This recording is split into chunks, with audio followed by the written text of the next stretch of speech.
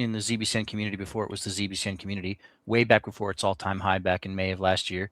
And I created the first ZBCN community in Discord, which is where I called Will out of YouTube, and I met him, and we sort of promoted his first X account, and unfortunately made that guy before he betrayed us and went off on his own and did a bunch of dumb stuff. And I've been in here for a really long time. I know all the lore, and I know all the people, and I know the new people and the old people, and it's the same story the whole way through. But for sure, the things that I have written about ZBCN, I've known for a very long time before I've met anybody. I have a Discord full of people who we don't really care about ZBCN anymore, but we used to because we thought it was a good speculative bet. But I always trained people that it had no utility. It didn't matter because we were all sort of like, it could still run. It could still run because we're traders, right? But out came this sort of uneducated group of people who have never touched crypto in their lives and don't understand technology or markets, who were really arrogant, who came out and they were like, this is the rails of the financial future, without being able to describe what that means at all. And they sort of took issue with us when we were like, actually, it's just a speculative bet and we're not even sure it's going to run anymore. And so that I've been sort of hosting classes within my Discord, and people like Saga and I Got Five will tell you I've been doing this for a long time. I've been teaching everything there's to know about ZBCN for a very long time, but I withheld dropping these documents and making them public because I had friends who own ZBCN, and I really don't care about just being viral or anything like that. I don't have a lot of followers. I don't post on X all day about ZBCN. I don't care. And but I held off because a lot of my friends had ZBCN and they had it staked, and I didn't want them to get wrecked for me distributing good knowledge about it. And so it was sort of my prerogative to just protect them and just teach people in private. And I hosted classes that several people on stage have been to several times. Everything I wrote in those documents I've known for longer than I've known anybody else here. This is nothing new. But one of those developments was that I raised hell about the fact that this didn't actually have any utility. And so ZBCN Man was in his ZBCN Nation Discord along with his thrall of uneducated followers. And they were like, don't worry, guys. I'm going to contact Simon through my contacts, and he's going to tell David he's wrong. What ended up happening, and obviously we have people lurking in that Discord all day long, even in their voice chats. And what ended up happening is he posted one day, and he was like, they got back to me. Simon, 1 second. Simon, that David's right, basically, paraphrasing. They don't use ZBCN for anything, let alone their payroll products, but one day they will. We'll call it new tokenomics. The craziness of these people at that point to not just completely shrug of a token. Hey, Zebec sucks! Hold on, 365, hold on. The craziness of these people to sit here and commit to that. I got you, David. Sorry, 365. I muted you. David was spitting.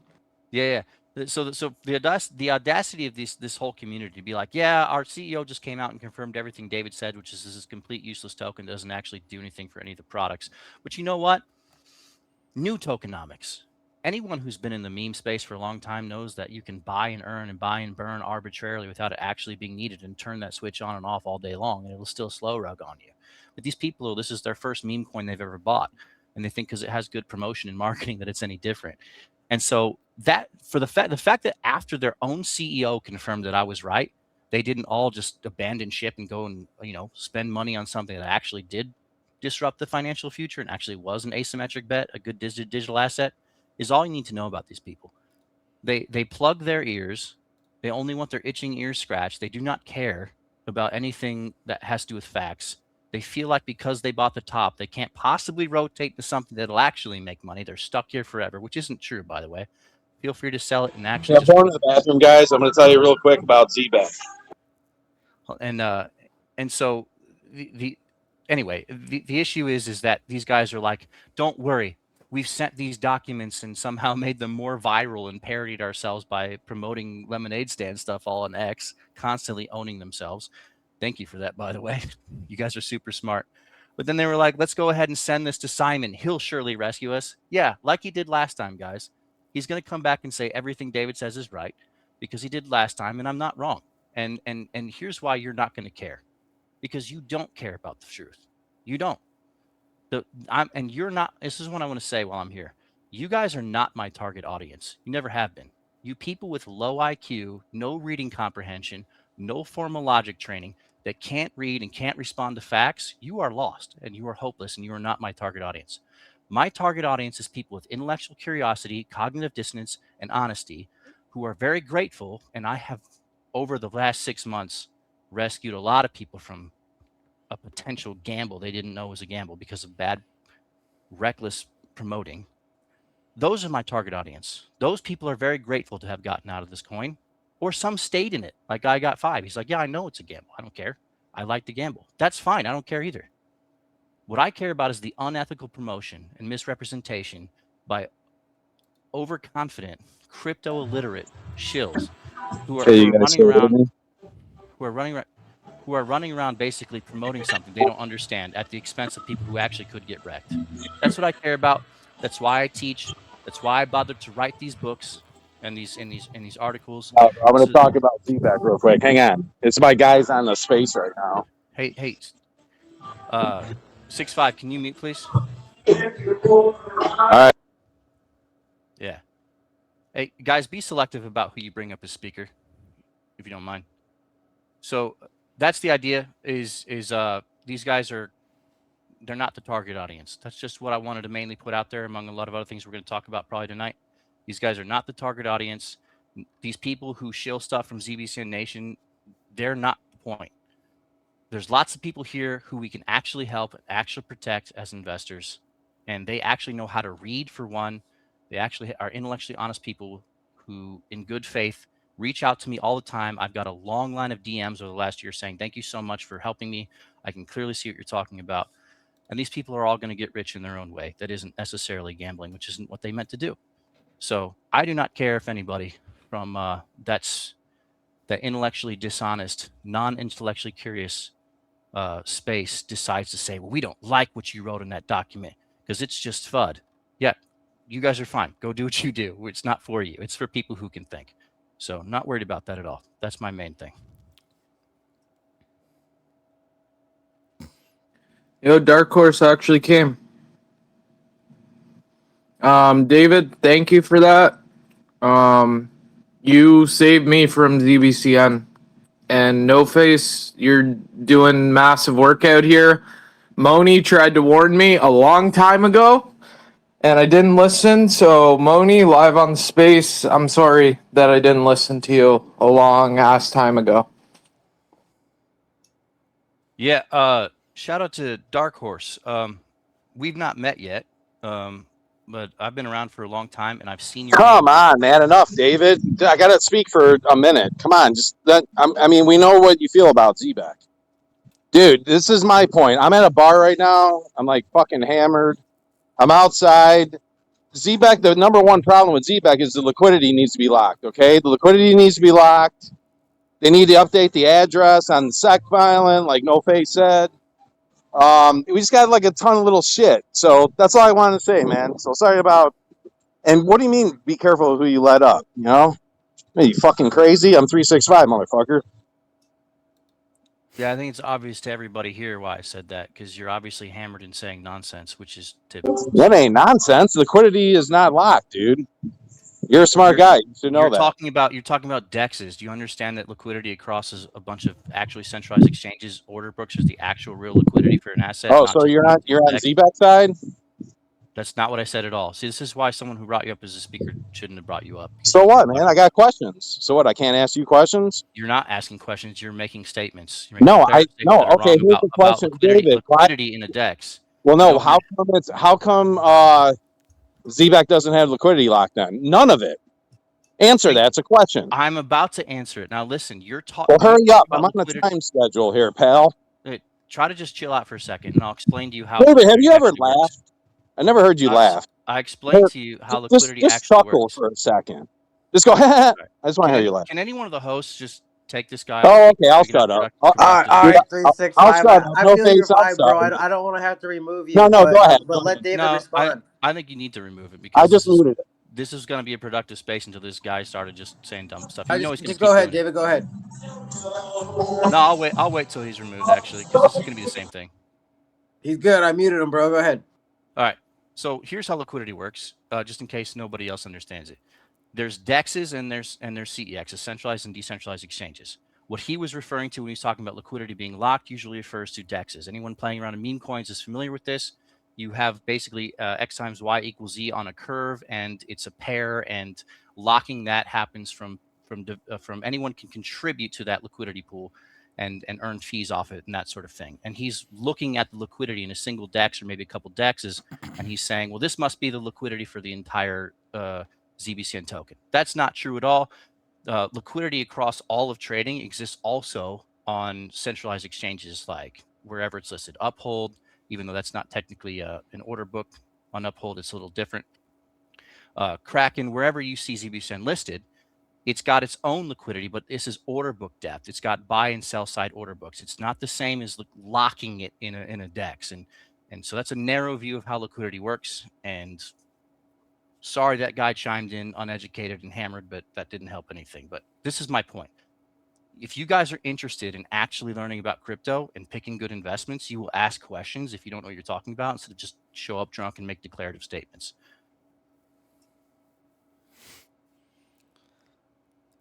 Well, it was a good question, honestly, for him to ask, just because I think if you come from a background of meme coins, you're not familiar with liquidity being spread across centralized exchanges like that. So I can understand why somebody would be asking that.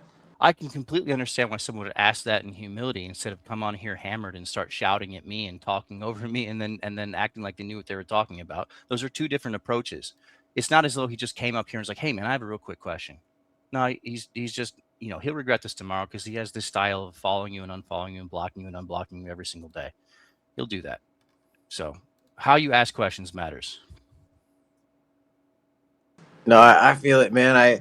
I'm here to learn tonight. I need to know the lore. It was so weird to me to find out that they think I'm No Face. So like, I'm curious how they got to that point and how everything got there. Yeah. And as I was saying before, 365 just started shouting in the middle of a bar somewhere. Happy to see Dark Horses here. I started seeing this guy's name about 2-3 weeks ago. And even though we might not necessarily agree on the conclusions to some things, it's very clear to me this guy knows what he's talking about. There's just an obvious difference between people who know how to read, have reading comprehension, logic skills, and have research skills. And I would guess he's probably a little bit of a developer, honestly, like I am. This guy's approach to understanding what it is he's talking about is refreshing. And whether or not we arrive at the same conclusions on every single token or every single investment, there's a shortage of people out here who is like, have you guys even really thought about this? Have you gone premise conclusion through a syllogism about this, or have you just adopted a headline and then shielded it? He's one of the guys who I feel like is intellectually honest. So I haven't met the guy personally, but glad he's here. And if you could bring him up as a speaker. Oh man, I've been seeing some of Dark Horse's posts. I'm glad he's here too. So I guess kind of for like me, David and Dark Horse dropped on. Let's start with the one mic. But David and Dark Horse, and I guess even No Face or I Got Five or Money, whoever, right? But break it down like I'm retarded. So like, what is Zebec? What's the scam that they have going on? And then for the people that might not be like crypto savvy or listening in, what are like the implications of like these problems you guys are pointing out? Yeah, I'm happy to walk through it, but Dark Horse has his hand up. If you have room for him as a speaker, if he wants to take it, I just wanted to shout that out. But so Yeah, I threw him a mic. He's not showing as a speaker on my panel, but okay, it could be my phone lagging out. Yeah, I'm No trying worries to then. bring him up too. No worries then. Maybe he doesn't want to come up. Maybe the hand thing is just a glitch. But yeah, so rather than go from the top, I'll just say, hey, I published the material so we could have long form study about it. What you can get done in a single tweet is not much. Obviously, it's breeding ground for shilling. And what you can get done even in an X space is not as much as what you guys can get done from actually sitting down and studying. That's why the published material is out there for your own reference. Cross-reference it as much as you want. The reason I came out with an addendum to that a week later on the vaults is because I realized I'd forgotten so much stuff. There's so much stuff over the last year that I've taught about in these classes that I realized I just didn't even include in the document. There's just so much stuff. And a couple things, I guess, reactions. I'll start with reactions to what people reacted to the document. One way that people utterly dismissed it is they were like, "Hey, well, Ripple does the same thing." I just have to say, no, they don't. No, they don't. If you have real reasons to think that Ripple provides selling pressure through its escrow unlocks and relocks, that's fine. That's valid. It is selling pressure. Ripple does sell, by the way, and to the extent that ends up on secondary markets, it's still kept its tracking with Bitcoin anyway. So it does sell. It sells for two reasons. One is to sort of bootstrap adoption and for their own reasons. That's a sort of thing you have to acknowledge and say, is their selling in alignment with the eventual adoption way down the line, because it's not anywhere now, of the XRP token? And it looks like it is. At least there's a dual purpose there between their sort of centralized stuff and their sort of neutral use case that looks to be down the line. And to the extent that it looks to be that they actually want to use the XRP ledger in some capacity someday for something, you have a real incentive alignment there for them to sell so they can sort of bootstrap. You invest money to make money, as they say. But with Zebec, you have nothing of the sort. It's on a totally different bottom tier, because not only is their stuff not locked, and they own more than 50%, but they own it completely in their own treasuries, don't burn any of it, buy back and just hold it, can dump it anytime they want, the entire amount, by the way, and they're not transparent about it like scheduled unlocks.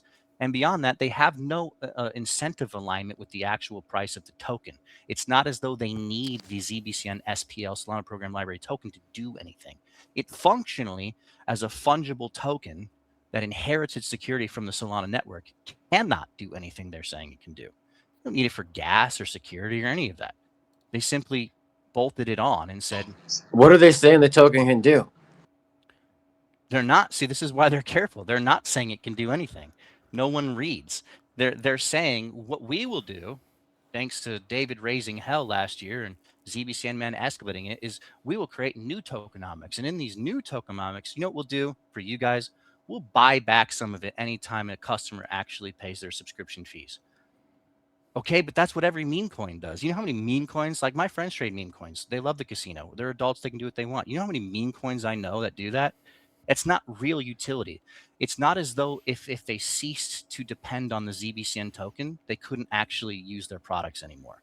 If Ripple did decide to use the XRP ledger, they would need necessarily, at least to some tiny negligible fee, by the way, 0.00001, it's not a lot. They would need at least to create some negligible demand for the token itself to use that ledger. Or the real bull case here is if they needed to commit in size to liquidity pools on pairs. In an instance in the future, there would be some sort of neutral demand for neutral pairs, which I think is the real bullish use case down the road. If that ever happened, you could not actually use that DEX with those pairs without that token as the actual use case. So they need it. It is impossible for it to function without it. Otherwise, you'd have to default to sort of RLUSD or USDT or something like that in these pairs. And that introduces the sort of freeze and clawback centralization risk that is contrary to the use case.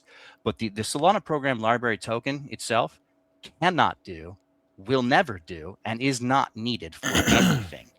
And to the extent Simon came on to try to save face when I figured this out and blasted it, and he was like, well, you know what? I'll tell you what we'll do. We'll buy some of it back for every time our customer decides to spend some of their money on the super app or whatever it is for this, that, and the other product. It's like, okay, how much of it? What frequency? What action? When you open a vault, when you close a vault, it don't say transactions because that's just withdrawals. The thing actually unlocks within the same smart contract. So what is it? He mentioned none of it. None of it is in their white paper, the third or fourth one they've made. It's all in the book. Guys, this is a meme coin. At the end of the day, it's a meme coin. I'm not going to sit here and say Zebec is a scam. I'd rather let you draw your own conclusions.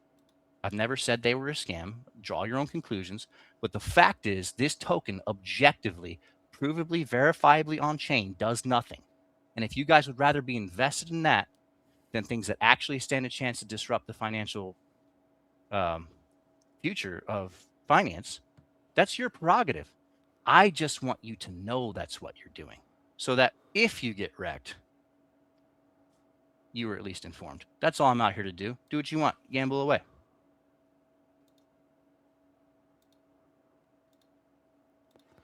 Yeah. Can anyone hear me? All right, good. Yep. So Andrew, where this gets kind of crazy is basically, because I know you're kind of coming into this with you just saw your name on a legal document and you're probably wondering what the hell happened, and I don't blame you. So to give you a little bit of a backstory and not make this some long drawn out crazy thing, about a year ago, somebody basically dropped me a DM to start investigating Zebec Network. And I never stopped. I never stopped asking any questions. It got so crazy that they sent a barrister to send letters to me.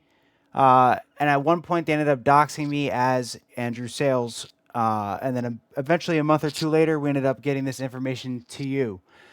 Now, I don't know why they decided to choose you as me. I think it's very clear we are not the same person. But there is something to be said about how when you speak truth, I don't even know what they're doing, but when you speak truth, they just start fumbling, and that's exactly what's happened with Zebec. You can't even do that. You can't fake. First off, you can't dox me, and then if you're gonna dox me, at least do it right. How are you gonna dox me as Andrew Sales? We have Andrew Sales in the spaces right here. So like, excuse me, but this is where it gets crazy. All right, and So did they just say in a Discord that like, yeah, that we know that dude's Andrew Sales? I don't even know what happened. Okay, I I was talking so much crazy stuff against this project because I found out so much information. I'm talking shady barristers in London, and no shade on Lennon. It's just this all goes back to London somehow, in my opinion. And just a lot of registry out of London. And I started asking questions as to why Zebec has the American flag on their front and center on their profile when everything's registered to London. It just started to seem suspicious to me. There's AI photos, announcements. I mean, you name it. The partnerships are fake, in my opinion. They say they're deflationary when they're not deflationary.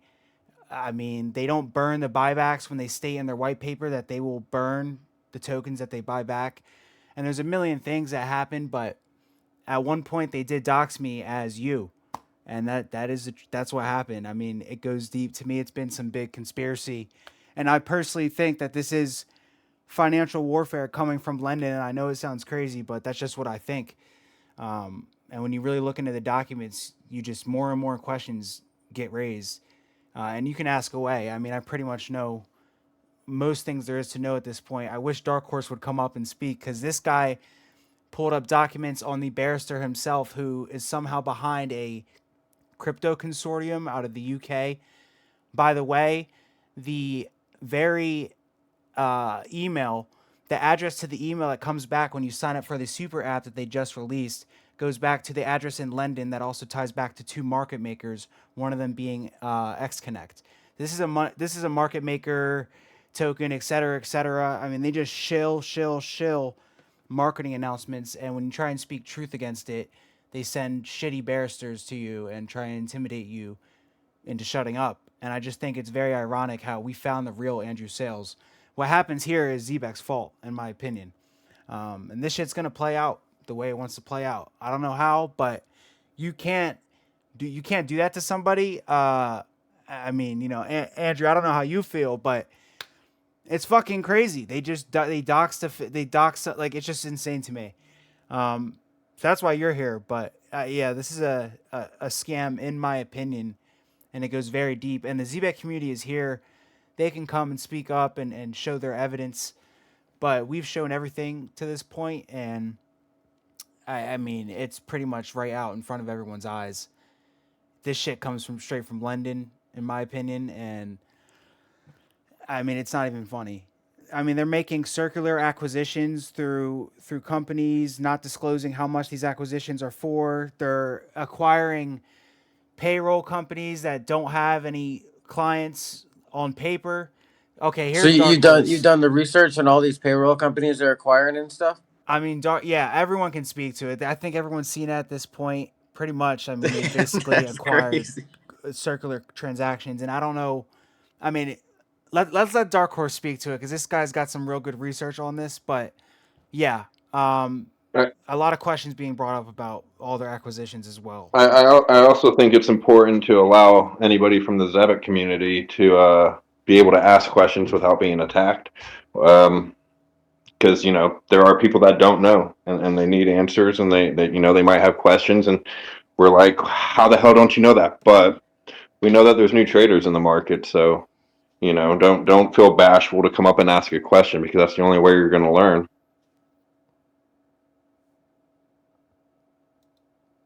Dark Horse, please go ahead, my man. Hey guys, so I'll give you a rundown of how this started for me. I used to do TikTok lives, and we broke down quite a lot of scams on TikTok. And when I came over to Twitter, people started sending me like DMs about Zebec because Zach Rector was pushing it. And I know Zach Rector doesn't do his due diligence at all. He's pretty shit at it. So I went and did some due diligence on Zebec. I looked at where it first came from. It was originally ZBC or ZBN or whatever it was beforehand, and they had the epoch nodes. And there's a lot of friction around the epoch nodes themselves, because there's a lot of people that paid like $3,000 for these nodes. And it was supposed to be all built on Nautilus, and they basically took around about $10 million worth of people trying to buy these nodes and walked away. And then created ZBC, and what you've got now is Zebec. Then all of a sudden you had WageLink. They acquired WageLink. Don't know how. Right? It could have come from that 10 million. But then also they came back with SPS, which was the school something service. Now, when I went and looked at where that came from, that was a website that was created about 5 years prior by another company. And this company is the head of another wage company that does exactly the same thing. They just created this website it said coming soon, and it said it had all of these schools and all these contracts and everything else. But in actual fact, those schools and contracts are with the other company that the guy who owned the website had. So Zebec acquired the website and the company name, and the guy who sold them the website kept the schools and the other companies inside of his company. That's all verifiable on LinkedIn. I've got all the documents and everything else. You can see all of that. I've got it in my timeline. So SPS was a shell company. It never actually got created. They just bought it. PGP, then, is it PGP or I can't remember. They've got like an investment arm that kind of like bought these other websites from themselves. And then they sold Nautilus to the one developer inside of their own company. So Nautilus went off, which was the only real ledger that they had originally, but they totally farmed that off to the guy. Then when we started looking, I started looking at the like the so-called XLM partnerships. Now originally they were claiming an XLM partnership because they did ages ago, Stellar did a developer thing where if you sent in a project and they liked it, they would give you $50,000 for it. So Zebec did a connection to the Stellar network, and they got paid $50,000, but then they never actually went through with the project, and that actually got pulled away from the Stellar network. No, they kind of like removed all the documentation out to go into the Wayback Machine to find it. So that partnership wasn't there. Then I started asking questions on my timeline saying, like, can anybody help me out? I'm trying to find this Ondo Alliance. And I was looking at Ondo, and I looked into how you actually join their group, and you just sign up. You say that you've got the connections and the developers, and you just create a development link to the USDC that's linked onto their network, and then you can join the alliance. And then Ondo came back, and this one of my followers sent me an email. They'd asked, and Ondo turned around and said, we did some development with Zebec, but we're not actually partners. They're just part of the alliance. And again, verifiable on my timeline. Then I went to Circle and I spoke with their guys. They said that Zebec have just joined the alliance as part of, because they use USDC. They're not part of a partnership scheme as such. They're just an alliance, and because they're part of the alliance, they do get shout outs on their Twitter accounts and things like that. Again, this was something that you just basically get a logo for joining. So then I started looking at the vaporware that everyone keeps talking about. So I went on Zebec's GitHub, and I started looking around trying to find anything to do with any connections or anything that they had, and none of it was there still. I mean, the old system was there from 3 years ago, but none of the new stuff was there. So everything that they were saying that they were doing these connections for and everything wasn't there. So I was looking at Deepin and how they were trying to do the connections. So basically, I started looking at how they were. It's just an overledger on top of all of the other over all of the other networks with a central wallet, so they can actually pull all the central accounts into there, and then they can join it onto the white labels. Then I started looking at the white labels themselves that they were joining onto, because I went into a space and they said that they didn't have to do KYC to get a white label debit card from Zebec, and to actually do that you need to actually be KYC'd. So MasterCard do the white labels for the cards. So I spoke to MasterCard, and MasterCard turned around, and another follower actually spoke to them as well, and he sent me the picture of them saying that they don't even recognize Zebec. So to actually do the KYC, what they were doing a KYC. It's called a mini KYC, because they get enough information from you to actually recognize you as a customer from all of the information that you've provided via your wallets via the ZBCN token.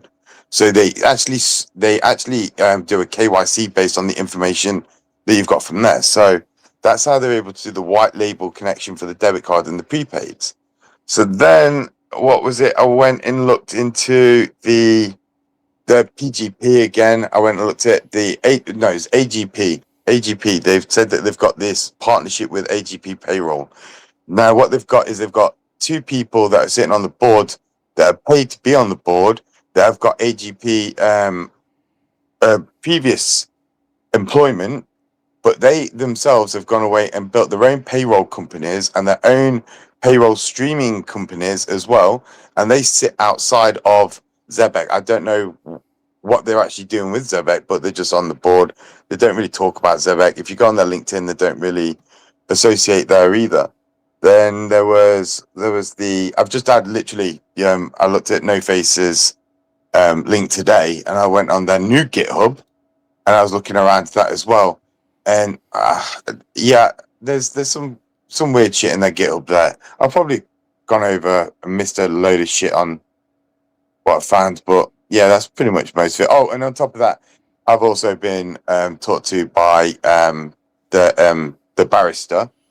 He threatened me with the fact that he sent out letters to an address that I don't even know. And when I asked him for a SAR, which is a request for all of the security information in GDP, he failed to actually provide the information of where he sent all the documents to.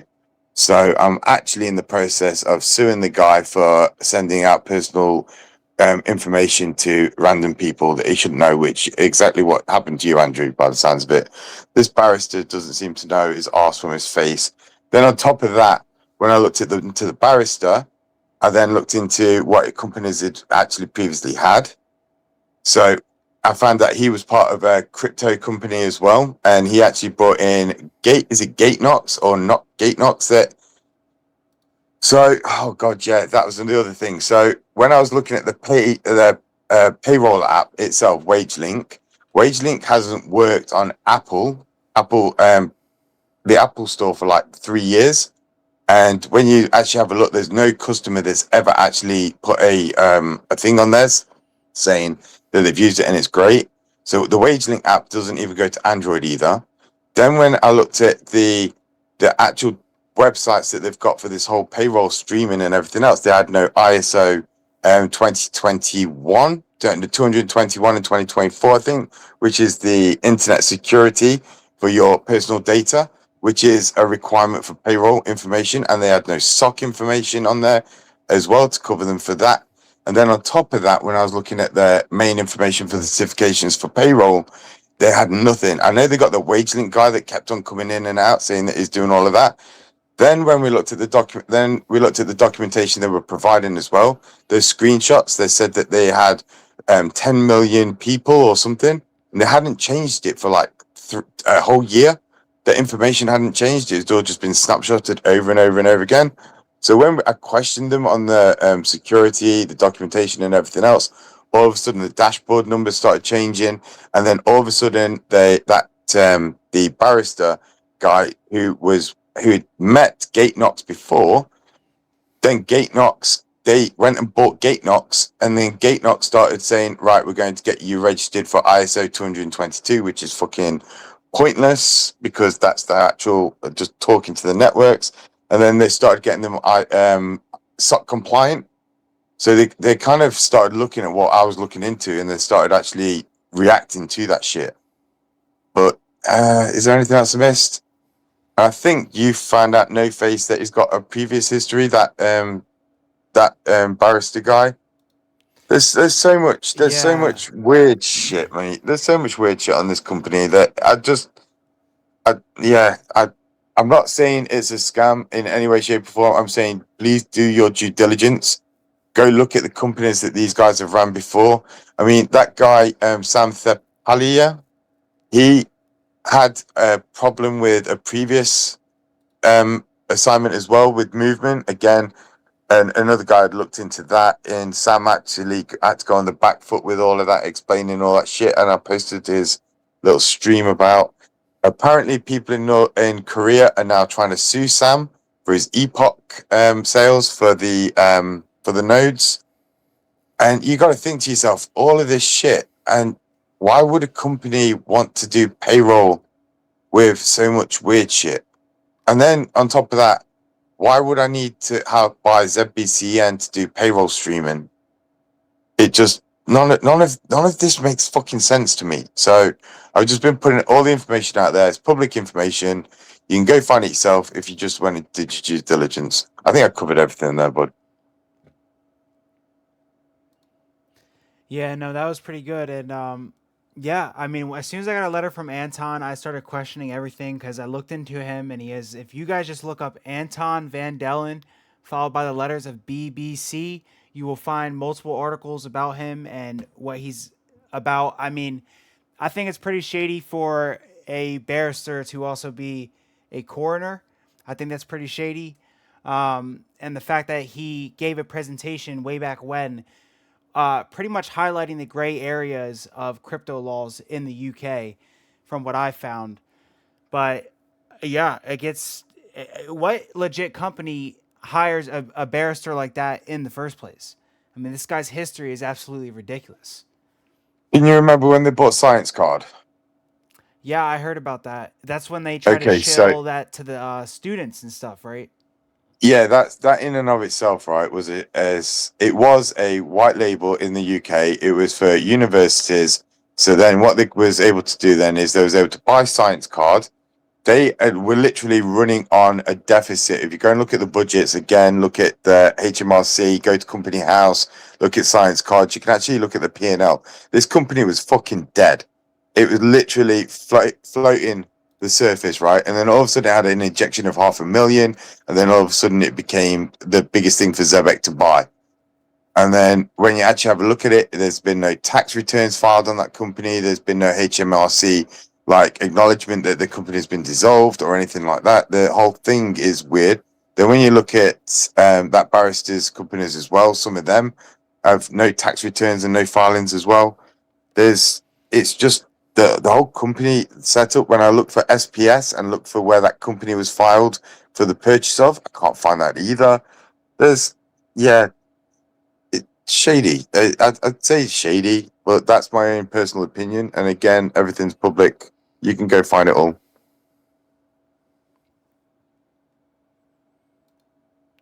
Yeah, I mean, we have all that shady stuff paired with all the factual information. Now it's all in one place, and I really suggest everyone go ahead and read that document that David has put together, because that thing really explains kind of everything and how they're misleading people. Um, it has a lot to do with the community as well, and how they're misleading people, knowing some people know that this is, in my opinion, a scam, and they're misleading their community down the wrong path. But yeah, I don't know how anyone average or regular in crypto can even sit here and look at a supposed utility company setting out slap letters to people just trying to raise the truth on the lies that they are saying to their audience. It's just kind of ridiculous to me. It always has been. And over time, I've gotten to meet holders who flipped and have been attacked. I mean, I've really gotten in and seen it all kind of happen, and yeah, there's still people now shilling Zebec with no remorse. Yeah, Um, no face. It's good you say that. First of all, Dark Horse, it's great to meet you, man. I love a fellow researcher. You obviously read, and I appreciate meeting you. No face. It's funny you say that because there is a divide between people who buy ZBCN sometimes and people who stay on X saying, "Don't teach me facts. I just want to shill hype." They're not the same ZBCN holders, right? Some people know they're speculating. Some people have genuine intentions, and they're just sort of, our average mechanics and carpenters and accountants and people who don't have the time we have all day to sit here and spend on crypto Twitter and educate ourselves all day. And they do what we do in the world, and then we just kind of buy what we can buy, and we don't know any better. And my heart goes out to those people. Honestly, they look to sort of trusting uh, people who do study this stuff all day. By the way, don't begrudge people for doing that. The whole do your own research, that's a sort of legal disclaimer that's wise, but at the same time, most people in the world don't have the time that people like us have to go and read document after document after document every day. What they do is they defer because they've got enough stuff to learn all day to people they trust. And this is how all of society works with finite creatures. Most of retail's money goes into IRAs and 401ks for this exact reason. Let some guy at Edward Jones figure out how I should invest because I know how to build a deck and he knows how to allocate my funds. That's sort of how it works. So someone's out here trying to escape this wage trap, this 9 to 5 of I can tell my money's being inflated at a ridiculous rate. I can tell my money's being debased. What do I do? What do I invest in? And they see these narratives of you can 100x just like Dogecoin did in 2013 and 2017. This could be the next runner. And you know what? Let's borrow Ripple's narrative of being a company, and that's exactly what I feel like Zebec has done. Is they're preying on people. Again, not calling them fraudulent or scam because the company could easily divorce that token and continue its product stack, which is my entire point. You guys are invested in the token and not the company because you don't have private equity. But for sure, the issue here is that they sort of prey on people's uh, not not necessarily inability. I'm not calling you all stupid, but you don't have the time to become subject matter experts in crypto to the degree where you can identify that this is not DeFi at all. And this is the purpose of my second document that's being disseminated in the last few days. You can provably, this isn't an opinion, this isn't up for debate, on chain, if you know how to read the actual blockchain, you know how it works. On chain, you can provably prove that this is one single entity that owns a single key, not even a multi-sig with 2 out of 3. A single key one entity has when it comes to this smart contract. That matters if you think you're investing in DeFi or practicing DeFi while you're staking. The way that native staking works in ETH or Solana is totally different. You retain complete control of your keys. If you delegate them, unless you do something like a Lido pool or something like that, but even then it's highly decentralized and there's validation that happens that's decentralized. This sort of actual validator staking that secures the network is highly decentralized, and no single entity or user owns a single key to the smart contract wherein you guys would be. It's called the beacon contract or something like that on ETH, where you guys would actually be storing your crypto. The fact that a single company has its own ability by itself to unilaterally, if they want, not saying they will, completely dump your tokens. Theoretically, that's not crypto. That's not DeFi. That's not decentralized finance. You guys think you're invested in DeFi. You're provably, objectively not invested in DeFi. We didn't have to speculate about the partnerships. We can clearly get to that. It's in part of the book. But you guys know you're not invested in DeFi. You know the ZBCN token has no real use case or functionality other than some arbitrary force. And when you're told that, instead of just saying, you know what, thanks for that, I'm going to continue to speculate because there might be some narrative run or something like that, you just say, screw these fudders.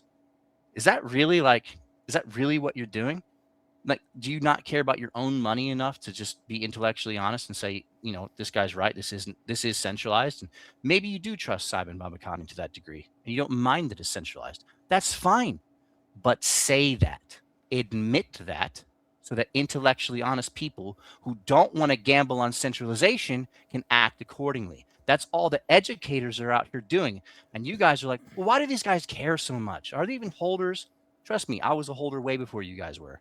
That's back when I thought that people would ape into this thing, and they did. I was here before the May 2025 run. It's just the point is that you're gambling. This is a meme coin, and it is centralized if you're staking it. And that's the math is just in front of your face on chain. For people to say anything other than thank you, when people come out here and do the hard work of teaching new people who've only ever bought one token in their lives in ZBCN, is just crazy to me. Dark Horse, did you want to pipe in on that? I just think you also need to balance this out, right? So everything that we've talked about here is definitely something people need to go review and look at, right? But you also need to balance out the other side of things. They have built an app. They have got companies now. They have bought into things. They have got white label connections. They have got a direct debit cards system going. They have got the capability to actually do direct pay from all of these networks. They have developed all of the above. That is not a lie, right? They have developed all of that. So we can't say the whole thing is a scam as such, but what you can say is it's built on the foundation of it is very, I've got to say my words very carefully here, very sketchy. The fact is that, like what David said there, the token isn't used for anything other than to lower your fees on your cards or to actually help with a percentage rate difference and all this sort of shit. But in reality, that token doesn't really do anything for the network. It doesn't hold ledger accounts. It doesn't do anything because they've built an overledger. They've actually built an overledger. So let's not actually just say the whole thing isn't there. They actually do have an application. They actually do have the capability to transfer funds into a stable coin, and they also have the ability to then transfer that stable coin into real fiat currency. But they're using the community, the Zebec community, to actually create that customer base to actually run from. So let's not be too heavily focused on the negs and actually just put that out there. And I know this is supposed to really like put people off. I don't know if that's what this room is, but it's more, if you're going to be intellectually honest, you need to give out both sides of the fence, right, David? Exactly. And you said it well. There needs to be to people who are new in crypto, and I sometimes take this for granted. So I appreciate Dark Horse reiterating. We've been here for a long time, so it just kind of is automatic. But for people who are new to crypto who are listening, there is a difference between investing in a private company and a token. Whether it's Zebec or Ripple or everything, you need to find where those incentives are aligned. I personally think that somewhere in the future, not so much now because they're a bootstrapper, that Ripple's incentives are aligned with a future if the dollar loses a sort of world reserve status, and then XRP gains some sort of market share within that neutral aspect. For example, but notice how very easily, if that case didn't play out, that Ripple would be on its own, just issuing treasury-backed stablecoins and still having its own use case that was now misaligned with neutrality, right? The company itself and the token are the permissionless ledger are necessarily separate. And on a especially when it comes to UNL validators, Ripple is one of 35, and they're actively being more and more removed from that. They used to be 5 in 2017, now they're 1. When you get to Zebec, you have to ask, are their incentives aligned? Because you can be a company that is completely distinct from its token. And there are examples of this where the company just divorces the token because they only used it to fund and seed their own tech startup. And then they move on and they're completely adopted. This happened, and I wish I could recall the name. What was it? There was a very popular network out there that started with an A, and their developers completely abandoned the project and were bought by Circle. and the network itself just was abandoned because it wasn't actually necessary. To the extent you guys invested in the ZBCN token, do you realize, this is my only question, do you realize that if Zebec's product stack did succeed, and they tend to capture the gig market, I work in payroll for the government, and I can tell you that pay periods actually serve a function, and not everyone wants to be paid every single second. And by the way, you're not being paid every single second. That's not how Zebec's vaults work. It's unlocking slowly within the same smart contract until you initiate a withdrawal. So if you think it's going to your bank account, that's not even happening. But like, I work in this space, and I'm telling you, there are huge reasons why, even if these guys did gain adoption, that doesn't necessarily mean that they wouldn't just be like, you know what, we got acquired by some greater company and they want to just shake off the ZBSyn token. They don't need it. That can happen and their product stack not be affected at all. Go ahead and invest in that if you love that company, but you're not invested in crypto for any reason that has to do with utility. That's totally different from saying I'm invested in XRP Ledger primarily, and thankfully Ripple's bootstrapping it. They might actually gain adoption here internationally someday.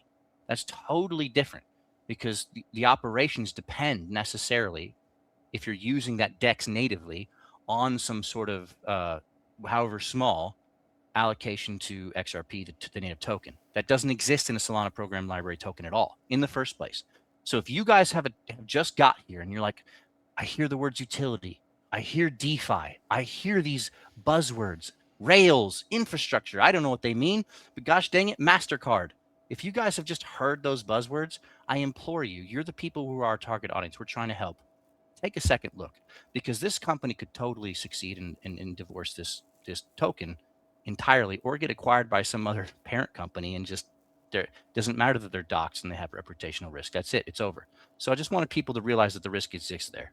Like Dark Horse said, they're not the same thing, the company and the token.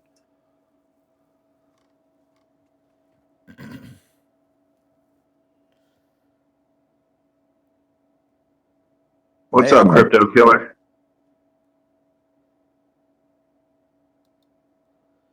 Yeah, if anyone from the Zebec community wants to come up and speak, please, you are more than welcome to. can you hear me? Yes, sir. Hey, I want to thank Dark Horse and thank David. I am a ZBNC holder, but I have seen the light. Yeah, I see it all the way. I'm a corporate guy. I'm not just, I do have intellectual curiosity. So,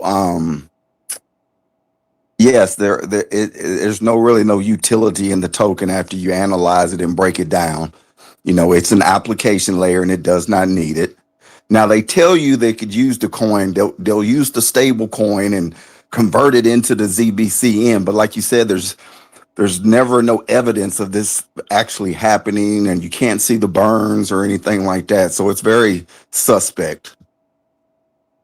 But what I'm looking at now is the only real investment in crypto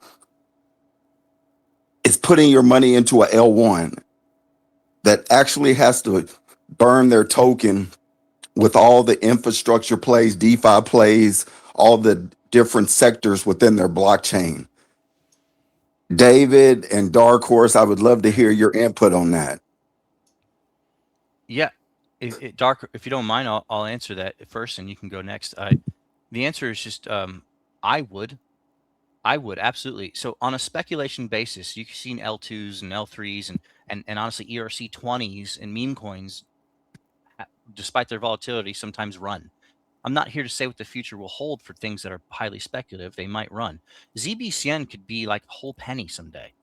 And if someone's going to be my DMs like, told you, I'd be like, told me what? I didn't say it couldn't run on speculation. I said it had no utility. So you just need to know whether that's the floor. What I bet on is L1s, and not just any L1, but an L1 I see possibly gaining adoption long term, a 5 to 10 year time horizon. That's what I bet on. Because, but here's something that I think you guys need to understand. If this L1's only use case is to secure the network and fees, then I would be an Ethereum holder or a Bitcoin holder, but mainly an Ethereum holder. The 0.00001 fee for transactions and issuing an RWA via IOUs or MPTs on the XRP ledger is negligible. You guys will not see supply shock from a fee use case in your lifetime. You just won't. Doesn't matter how much stuff is being traded. It's negligible, and they can vote to amend the network to decrease those fees anytime. That's not the killer use case in crypto, guys. If your hope is in do they use it for fees, it's not the killer use case in crypto. Just so you know, ZBCN isn't even used for that. At least the XRP ledger and L1s are used for fees.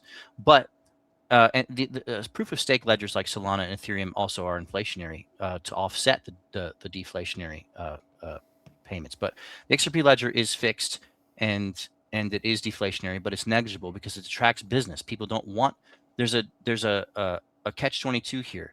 People who want to use the XRP ledger don't actually want high fees, and people who are investors in the native token do want high fees, so they can create a supply shock and number go up. So how do you resolve this? The killer use case in crypto, guys, is not fees. And it's not just tokenization, because it costs only the amount of a fee to issue something, an RWI in the ledger. And then if you want to change title, that's another fee. They're tiny. The killer use case in crypto will always be neutral, that's the first word, and liquidity, that's the second word. Neutral liquidity. And if you're a big Bitcoin guy, you will add store of value to that. But I would argue that store of value is going to follow functionality. So therefore, neutral liquidity, something you have to hold in size in a liquidity pool on a pair, the same way that Ethereum sometimes uses actual Ethereum in pairs right now instead of just USDT. That sort of is the greatest demand you can have, because regardless of just the fees you pay for regular activities like transactions and RWA issuance and stuff like that, if you need to have a pool that's liquid enough to where slippage does not hurt people who do high volume transactions in that pair, in that AMM, you need to hold it in size. And so that commits a certain amount of that native token to that liquidity pool in a number of pairs. We have not seen this kind of adoption yet beyond stablecoins. Stablecoins dominate this right now, and it looks to most of us as though they always will.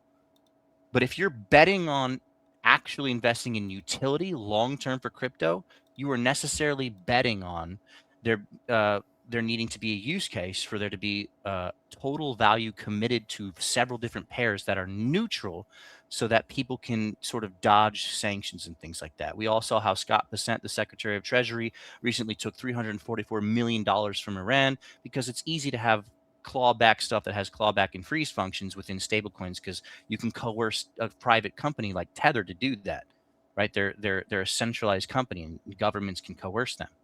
But a decentralized network that says you at least need a huge consensus across, whether it's nation states and institutions, that a 35 unique node list like XRP Ledger, or whether it's like 10,000 different nodes of random people like Bitcoin, you at least need that consensus before you can do something radical like that.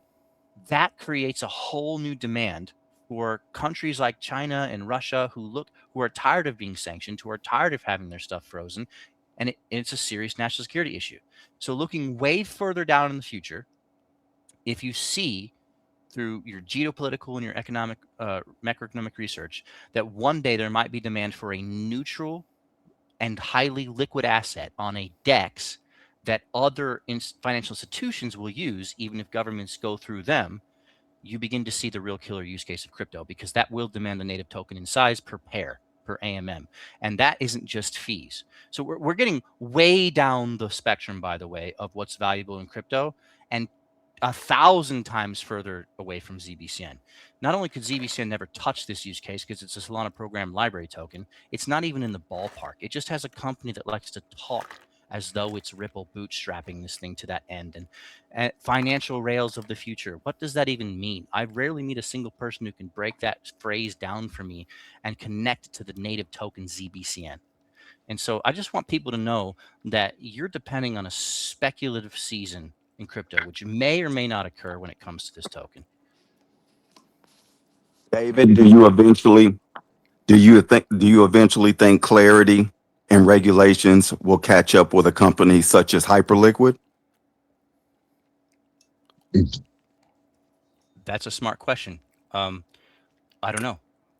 To be quite honest with you, I don't know. I've studied sort of the markup language, and I've read it, and it makes accommodations for collectibles and many things that we would say don't have utility.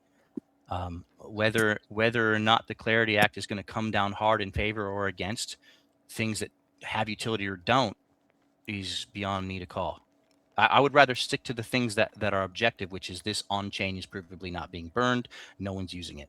I can't tell the future about things like that, and I have opinions, but I'll save them for now. Do you mind And if I try and answer this one? Yes, please. Okay, so David, I think when you were talking about the tokenless blockchain that was token, I think you was talking about Tacit. Broadridge also did exactly the same thing. They had a token and they removed it because they can actually do blockchain without needing a token, and they actually do a lot of the current CEPA. But to come back to what you're saying there earlier as well. Okay, so the problem you've got in today's real world is capital flight. Capital flight is your problem for most countries, right? Which is why the first thing they did when they saw crypto and saw the capabilities is they created the travel rule. You cannot traverse any company with more than $10,000 worth of money. Country. You cannot do that, right? So what they did then is they started monitoring your capabilities of what you was taking in and out of the country, because capital flight is a fucking problem. This is the reason why the Nostra Vostra accounts is the biggest thing that everyone went for with Ripple. You've also got the fact you've got KYC, AML, and all of this that's required, which means to actually get the atomic settlement for any sort of rails, you need to be inside of a walled garden. The walled garden being that everyone in that same group on the same rails all agrees the same principles and the same regulatory requirements. This comes as standard with most financial rails.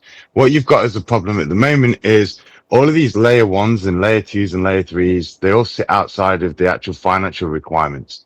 When you're talking about the Clarity Act right now, the Clarity Act in and of itself is basically saying you need to fit with inside of our banking regulations and our financial regulations, and you need to either work with it, or we need to create a new separate section where you sit kind of like on the outside, but you're not on the inside. Bit like is it that guy from Home? I want to be on the outside now. But the thing is that when you have a look at the Clarity Act in and of itself, the reason why they're not doing the interest rates and they're not wanting the stablecoins to have interest rate is because, again, capital flight and deposits, which is why banks said back in 2023 they was building tokenized deposits, because stablecoins aren't the answer. Stablecoins were never the answer because it puts too much power in the actual presence of private companies. And everybody in America apparently hates the Fed Reserve because they're a private company, and yet everyone's applauding stablecoins. You're literally putting all of the debt of the country into stablecoins, because the way they actually bolster their back end is by having all of that freaking treasury bonds and all of the country's debt sitting now in private companies, and they will be too big to fail if stablecoins get too big. Again, that's the reason why they don't want to give out the interest rates. But to come back to your question earlier about the layer ones, layer twos, layer threes don't need tokens. They sit on top, they're overledgers. They don't need tokens. So if you're investing in an overledger, like look at Quant, when they actually went out and tried to sell the tokens, I think they had like 100 million or something, and then they had to actually burn them because they couldn't get the sales. I think they were dropping them down to 16, and I think they're about to burn again, because people have realized that you can actually use Quant by buying a subscription fee in fiat. So the token itself, all it did was the token, when you actually use Quant, it unlocks your wallet and unencrypts the network. If you've got a Quant token in your wallet, it unencrypts the network. It's an encryption key. A bit like when you install Windows and you need that activation key to get in. Quant token is basically that. That's what overledgers are. And when you look at Zebec and their actual payroll system that they're building, it's an overledger. It sits on top of all of the other connections because they've got API connects to everything else. You don't really need a token for an overledger. That's just plain and simple. Layer twos, they're built because of how they actually function. So there's a trifecta for all blockchains: scalability, security, and what's the other one? Jump in if anybody remembers it. But you can't actually do all three on the main layer one. It's impossible. Everyone says they've done it, but they haven't. What they've done is they'll build a layer one, and then what they'll do is the thing that they can't fix on the layer one, they'll do with the layer two. So a layer two will have a token to fix the problem with the layer one, which is for Bitcoin. Everyone knows that's scalability, right? So that's the reason why you got the Lightning Network. The Lightning Network has scalability and speed. So that's the reason why you've got layer two. So layer ones are really are the key starting position. But again, it's the layer zeros. Now, you may know quite a few of these. So the layer zeros, they are the security in which everything sits in. They're the walled gardens. And that's what I was talking about earlier when we're looking at atomic settlement with the KYC and AML. When you look at what Ripple have done, is they're building a walled garden with inside of their own little system, like hidden road and the DTCC connections. The fact they've got a connection with the BNY Mellon, and then when you look at the custodian services as well. And when they become a bank, which I hope that they do as a company, that would be very good for them, right? They'll have access to the master account, which will allow them to actually put money into the central account to earn interest off the money that they hold in reserves. There's a lot to deal with the actual walled garden itself, because you can actually, within inside of that walled garden, as I said earlier, deal with KYC, AML, and all of the anti-terrorism funding and all of that, and the capital flight, all within inside the same group. Which is why in the UK we've got faster payment system. We've got the FPS. We've had it since 2008, and all the banks agree that they will comply by regulatory requirements for the KYC. They all sign this contract, which is why faster payments, they can do transactions between one bank account to another bank account within a matter of 2 hours. Normally it's like instantly, but the maximum it takes is 2 hours, because both banks have agreed that they've KYC'd the customers at both sides of the fence. Now, what you've got a problem with cross-border payments is what David was saying there was with the liquidity side of things. Now, David explained what liquidity was in terms of pools and money and everything else, but there's also something inside of crypto that isn't talked about. The liquidity is also the user on the other side. If there is nobody on the other side of the transaction, you have zero liquidity. There is no liquidity whatsoever. If nobody is willing to be on the opposite side of that transaction, in and of itself, there is no liquidity. I say this in every space I go to. If I manufacture 2 tokens and sell them on the exchange for $5 each, you send me $5 worth of stable coins. Sorry, $10 worth of stable coins. I take those $10 worth of stable coins out. I convert them to fiat, and I'm off and doing my shopping. You've now got 2 tokens that are equivalent to worth of $10. But I've already taken the money out of the system. So now you've got to find the next person that's willing to buy those 2 tokens off you for $5 each or $6. So that's the reason why it's called the greater fool theory, because it's the next fool along that believes that the value of that token is far more than what you're willing to sell it me for. And there is no actual physical money inside of crypto.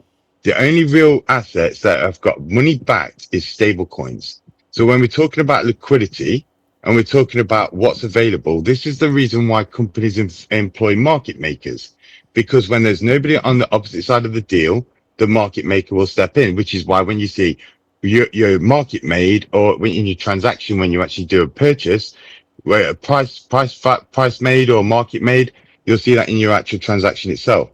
If there's somebody on the opposite side, you're good. If there's nobody on the opposite side, that there'll be an exchange buying it, or there'll be a market maker buying it, just to make sure that the actual market continues. That's the reason why they're called market makers.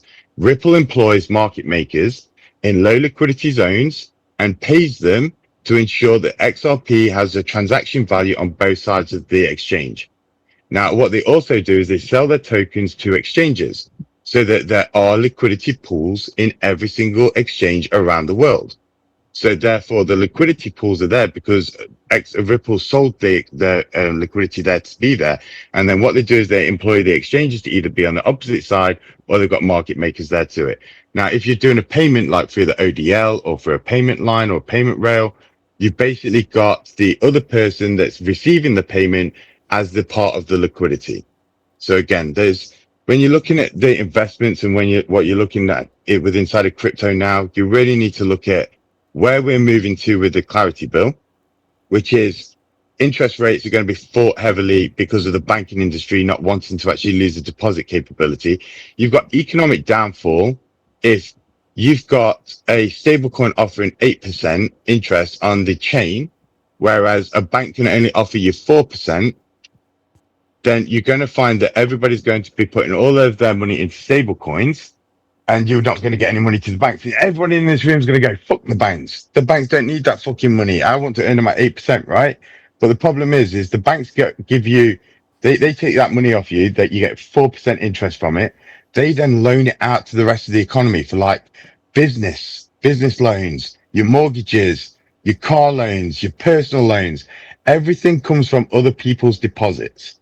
So if nobody's depositing, that means that your interest rates on your mortgages will go up, your loans will go up, everything to do with the banking industry will have to cover the cost of the difference. So if they have to actually have competition with stable coins at 8%, then they're going to have to obviously up the prices of the mortgages to compensate, because banks don't want to lose out on their costs, right?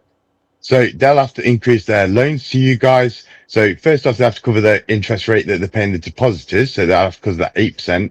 Then they've got to take their 2 or 3% profit themselves. And then they'll probably slap on another 6% on the loan itself to cover the risk. Do you see how the reason why the Clarity Act has that problem with the interest rates? Yeah, dude. Dark, Absolutely. we should hang out more, brother. I just love listening to you talk. It's so rare to meet somebody else who actually knows what they're talking about. He's absolutely right, guys, when he talks about the blockchain trilemma, the scalability and the security and the decentralization is the one the rollups can't do. The layer 2 and layer 3 rollups can't do decentralization because they have single server sequencers. Thank you. It was decentralization. That was, yes, mate. So Thank you. they have single server sequencers, and ultimately they can reorder. They can still solve the double spend problem because they inherit the security from the layer 1, but they have issues with centralization when it comes to roll up and stuff like that. But so he's absolutely right on the other thing he said. If you guys want a quick synopsis of what he said, guys, why do we need permissionless ledgers when we have permissionless ledgers? When it comes to Enbridge or Swift or Ripple or any of these things, these are all permissioned. These are all centralized. So can't the world operate in a completely permissioned way, the way they always have, and just use the finality, the atomic settlement that we get from encryption, but use them in a way that's sort of pre-capitalized in a centralized way? The answer is absolutely yes. As long as every party agrees with each other, that's what Enbridge is. So Swift is just messaging; it's not settlement. Even though honestly, in the last week they've proven they're looking into combining with settlement. But it's all permissioned. It's all very gated.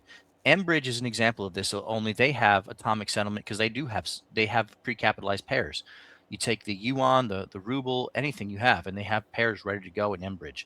But it's all permissioned and all heavily gated and all heavily influenced. If there is never a use case where the East and the West need something neutral like gold, the way that no one can sort of freeze, claw back, or gate, then crypto has no use case. In my opinion, it has no extreme use case. You can all do this on permissioned ledgers. Every single fast, inexpensive, cheap, free, honestly, database that interoperates can all be permissioned. And you do not need crypto. Crypto was a fad. The whole thing was a fad. But if Bitcoin is one exception to the extent that you believe in proof of work, which is a whole other discussion because it actually does decentralize in a way that you can call opting out of the system. But that's a whole other discussion. Whether or not you think that exceeds and has serious upside as an investor is another discussion. But what's here is on the table is what's being promoted is the infrastructure of the financial future, the rails, the words that Zebec likes to borrow from Ripple and pretend they're the same, that kind of thing. If there is ever a serious use case where the M bridges and the ripples and the hidden roads, the Ripple primes and need to act the same way that the International Monetary Fund does and NATO does, the United Nations does, where they do sort of have a degree of centralization. I would say the United Nations is not 10,000 nodes and permissionless, but they're also not one single jurisdiction, are they? If there's ever something like that, where there's many different institutions across internationally with their own ambitions competing, and if anyone doesn't understand philosophically what I'm talking about, click on my profile and look at my banner. If there's anything like this ancient idea of governments competing with ambitions and having checks and balances between each other and needing some degree of neutrality that you cannot have if there's a single central issuer that can claw back and freeze, then crypto does have a use case. And the only question from there is which one? I think I know. but it's sort of irrelevant. The point here of today's discussion, to bring it back full circle, is ZBSen could never be that. It's a Solana program library token. It is not going to be in the liquidity pair for any real reason, and so it's a fad. It's an overledger. It's an overledger. They've It built is. an overledger. It is. Yeah. Hey, Bobby's got his hand up. You got a question? Yeah, thanks, Saga. Been a long time since I've been on the spaces with you, man. David, yeah, I just wanted to let you know, like, to what you were speaking to, much earlier on at this point, I am one of those new people in this space. I've only been in the space, the crypto world for the last year. And the more and more I thought I knew, the more and more I realized how infantile my knowledge base was. So all I can say is don't stop preaching the way you are, because people like you and many other people that I follow, or even just listen or watch, I got caught up in that hype of all these different tokens and all these different et cetera, et cetera, et cetera. And then as my education on my own end started to evolve and, evaluating, all right, I'm not just going to start listening to these people. I'm going to start looking into these things. Then all of a sudden it's okay. Well, none of this makes sense.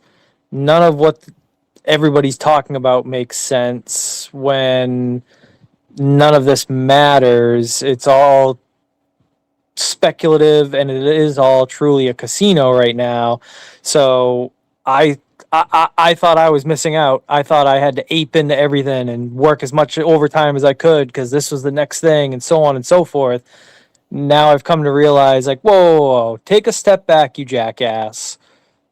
Reevaluate, get grounded, learn things first before just throwing money when people can just take it and walk away, which is what the case is most of the time. So and no face, I randomly in an insomnia insanity night stumbled upon one of your videos one night, and that also changed my mindset of, I was like, oh, wait a minute, this guy's showing facts instead of just pulling up old documents or this or that or so on and so forth.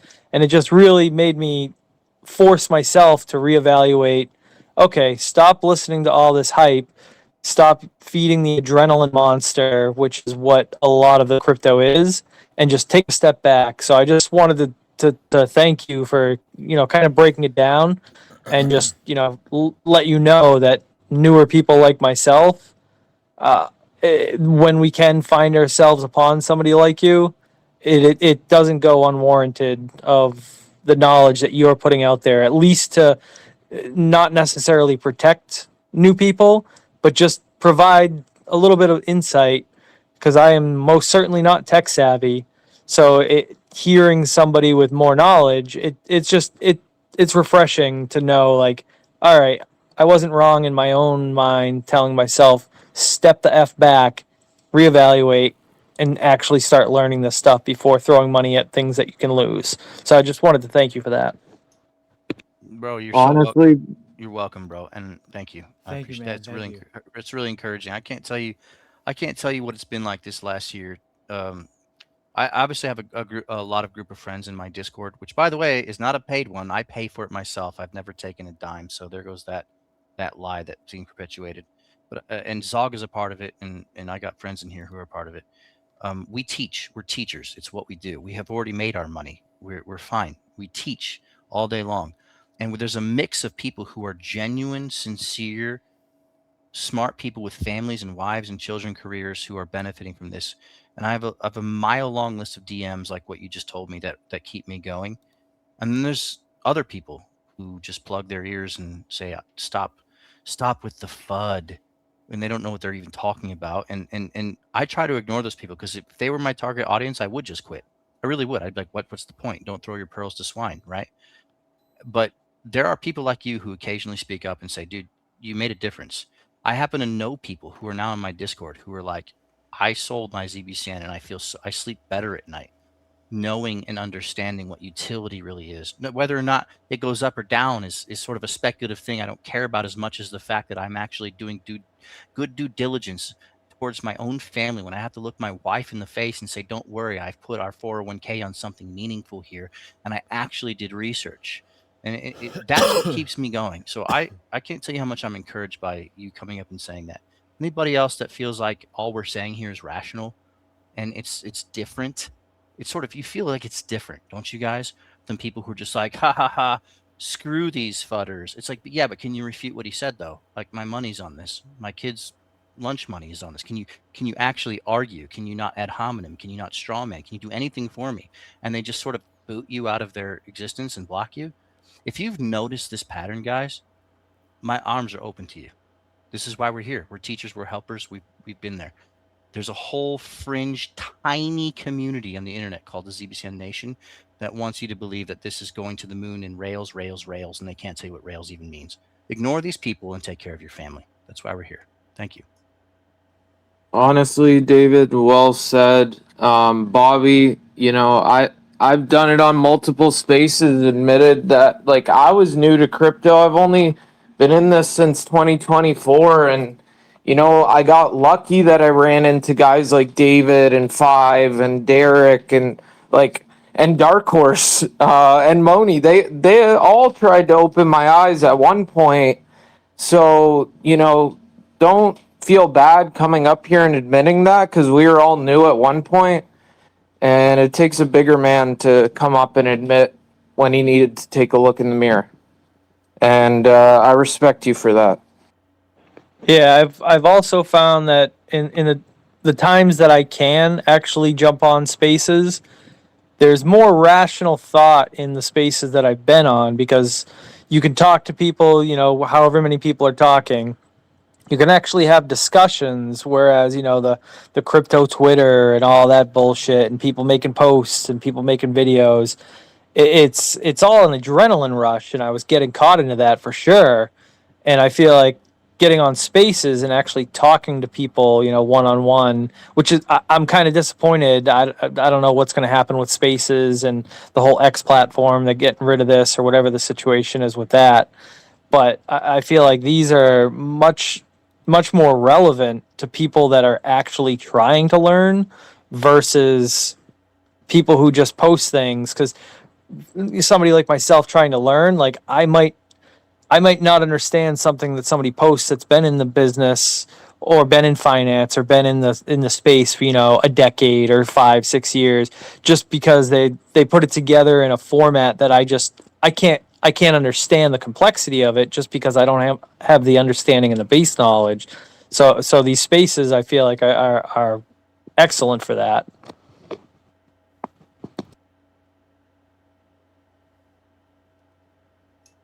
I'm going to go ahead and call on Dark Horse here because he's had his hand up. What's up, brother? I was just going to say, guys, crypto is a casino. You've heard the saying, don't cry at the casino, right? So you got to take it for what it is. It's gambling. It is just pure gambling. If you're playing with meme coins, it is pure gambling. Get in, get out, do what you got to do, make your money. Don't listen to the hype. If you're in crypto, then let's be honest, you're in it for the money. And that's what you're trying to do, right? If you're looking for something to diamond hold exactly like Bitcoin, because you saw what Bitcoin happened to Bitcoin and you're expecting these projects. Have you noticed how every one of these projects says they're the Bitcoin killer, the Ethereum killer, and yet they're just trying to get on that hype for you to hodl it so they can create the liquidity, so they can build this shit up. But no, 9 times out of 10, most of the projects are all fake. So just make sure you just do your due diligence. And if you know you're fucking just trying to make some money quick, then you understand you're gambling. And then you got to do the gambling method, which is in out. You're not hodling. But there's no point in actually saying that when you're looking at Zebec and it started off as a meme coin. It is a meme coin. It's a Solana token. It has no rails. It's not a layer 1. It's not even a fucking layer 2. It's an overledger. You got to just admit to yourself, what is this token really doing? And again, it had the hype run. So people gambled on it. And now the people that are pushing it the hardest are the ones that have been holding it the longest, that held it from the top and now watching it all go to the bottom again. So they want more people in to they can get themselves out. Well said, brother. Yeah, I want to. Can No Face? Do you mind if I make a comment on sort of the second document about staking, real quick? Yeah, please, please. So I saw somebody. I want to shout out to I Got Five real quick. This is one of my friends who's been loyal to me and my group, and Kuzi and all these guys for almost a year now. And this guy is one of the people who is an adult who's over 21 years old who said, I want to play in some meme coins. Is that okay? And certain people were like, no, you can't. That means you're a rugger. Okay, well, you don't know what rugger means. We're obviously putting $5 and $10 at a time on things that are obviously casino. And I want to very quickly distinguish the difference between knowing that you're gambling and then pretending that you're actually betting on utility and infrastructure while you're actually gambling. They're not the same thing. Do not, what I know the ZBCN Nation likes to do is conflate the two. Look at these people who buy meme coins, and we're over here betting on the financial rails of the future. First of all, you don't know what you're talking about. And there's not a single intellectual in your entire group, because I've been watching your Discord, who wanted to even attempt to refute the document. That includes you, 314. Please debate me publicly. Not a single one of you knows how crypto works. You're all crypto illiterate, and you're going out here actually harming people, which is why I bothered to bring it up and be controversial. You are actually going to get people wrecked. You really are. And you guys don't know what you're talking about. And to the extent that you guys who are these 13 other listeners that are listening from the ZBCN Nation, that includes you, Cash, Lemonade Cash, the guy who's unironically promoting the whole document without realizing because you're a parody of yourself. You guys need to understand, this isn't written towards you. You guys can't read. You don't have any reading comprehension skills. Okay? The I Got Five has been dealing with the brunt because he stays on X and he talks there a lot. And you guys always come to comment on his stuff. And you're always going to tell him this or that. And I implore you, come and actually debate me or him in a live space. You won't. And for anybody who's a lay follower, don't you want to engage with people who are secure enough, because they say know what you hold. If it's true and they know what they hold, come and debate. We're not straw manning. We're not ad hominem people. We're not shouting over people. Everyone here has had a chance to speak, and yet you guys won't. You're literally getting people wrecked, and you come after people like I Got Five, and you'll comment on his stuff all day long, and you'll go after him, but you won't come in here in an X space. And I just want to say, I'm here for the people like Bobby, who spoke up earlier. I'm not here for you. You guys are no better than the average shiller. And the difference is that if you're out here saying, hey, bet on this meme coin, self-aware risk, because we're in a casino, 21 and up, know that you're trying to 100x. And listen, you guys are adults. Do what you want. The ethical issue is when you frame your meme coin, aka ZBCN, objectively a meme coin, an SPL with no use case other than arbitrary tack on, as utility and financial infrastructure that the products stack depends on. You guys are the unethical ones. You guys are the echo chamber. You guys are the ones who are doing the actual meme shilling that you blamed ZBCN men for. You guys think you're better than him. You are him. Every single one of you. Until you can come up on a stage like this and defend how the actual utility works, which you can't, because it's objectively, verifiably not true.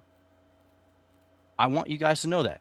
So stop jumping on people's comment sections on X and exposing your ignorance about things you don't know what you're talking about, and just capitulate and say, thank you. Thank you for teaching me and saving my money and my bags. Now I'll go invest in something that might actually work. Or, hey man, I know I'm gambling, but thank you. Do one of those two things besides lying to other people on the internet. That's what motivates me to even get up here and write documents, is you guys. You're going to get some people wrecked who have real families who don't have time to look into this stuff. Anyone here So, who's aware of the ZBCN Nation Discord, ostracize these people. They will so get you wrecked. in the UK, we released marketing laws against crypto, which is something that I actually raised with Zebec when they started doing their university card. It's actually illegal what they actually do with the marketing side of things, because it's a financial product and they're marketing it to the UK. And it actually falls under the FCA rules and regs against financial promotions. So you can actually get yourself wrecked yourself by actually promoting it. If you've got any UK followers, by the way, just a heads up there, if you are trying to push that out to UK people because because they're not FCA regulated and you've not even got a license to actually promote inside of the UK. And yet they went and bought the science card, and then they were starting to promote to the universities in the UK, which was against actual policy and regulation, which is why I think they don't talk about it anymore. You got to understand the laws are changing. So is the way in which influencing is changing. They're called finfluencers now. And finfluencers, there's an actual law that states that if a company is actively promoting their own product, say, let's say Ripple, let's take Ripple, for example, and they were promoting XRP. If somebody was out there marketing XRP and it was their 100% their product and they could prove it was their product, and this influencer was actually saying incorrect and misinformation for that product, it's Ripple's responsibility to actually shut down the influencer. Just to put that into perspective for you, Zebec should actually be shutting you guys down if they wanted to promote inside of the UK. Amen, bro. Because Amen. Preach. because you should understand that the way in which we market crypto nowadays is highly irregular. Especially, there's a lot of companies out there. China is banned promoting crypto. If you actually have a look, the last time they actually invested in it was 2024, and they actually banned any promotions outside of it. Japan has an influencer law as well now, so Japan can come after you. Dubai definitely has influencer laws. And now the UK, and the UK's had it since October, I think it was 23rd of October 2023. So, and they actually started shutting down websites that aren't available, that aren't actually regulated inside the UK. There's been quite a lot of crypto companies that have been blocked inside the UK for that reason. So all these people that are actually badmouthing on everybody else's posts where we're actually saying, you need to look at this, you need to stop doing this and everything else.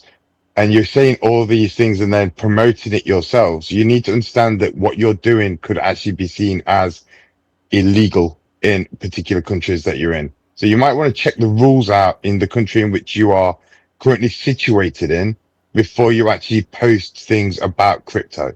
Just to understand that concept, because you could be getting yourself in a world of hurt for a few little tokens that they're offering you as ambassadors, because you could be getting fucked over and people could actually be taking your screenshots from your tweets and actually sending them over to the FCA or whatever country's regulatory authority. I mean, I know Australia's got, they've got their own version as well, the security side. They're also bad against promoting as well, which is why you hardly see any Australians actually promoting crypto. Bro. Amen.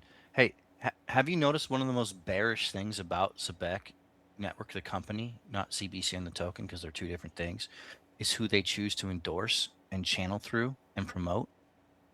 You know, ZBCN's new alt account, Crypto Killer, which is a really cringe handle, by the way. Nobody associate with this dude. He's completely ostracized. If there's anything we have in common with ZBCN Nation, is that this guy's a complete snake. Get out of here, by the way. But for sure, the fact that these guys chose to endorse this dude and channel through him and send him merch and are still sending people merch to people who have no idea, they take no opportunity whatsoever on X to denounce these people and say, listen, these guys don't speak for us. They're ignorant. They're clueless.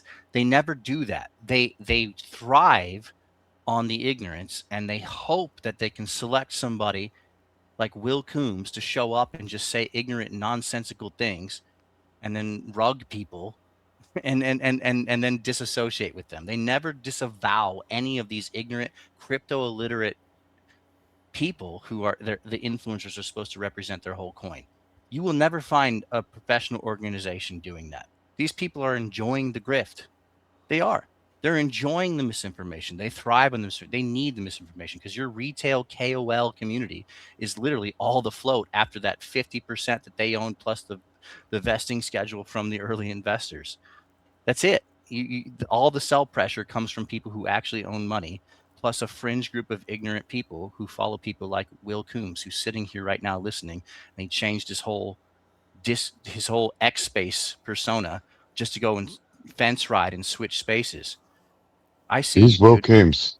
He's Who are these people? okay. So he's the guy who we raised up in our Discord and gave him his platform, and and he used to be called ZBCN Man, and now he switched his entire persona after his whole community realized that I was finally right, by the way, for the second time, that this guy is a complete snake who lies about people and sneaks around in their DMs, and he betrays every single person he comes across, doesn't know a single thing about crypto but lie.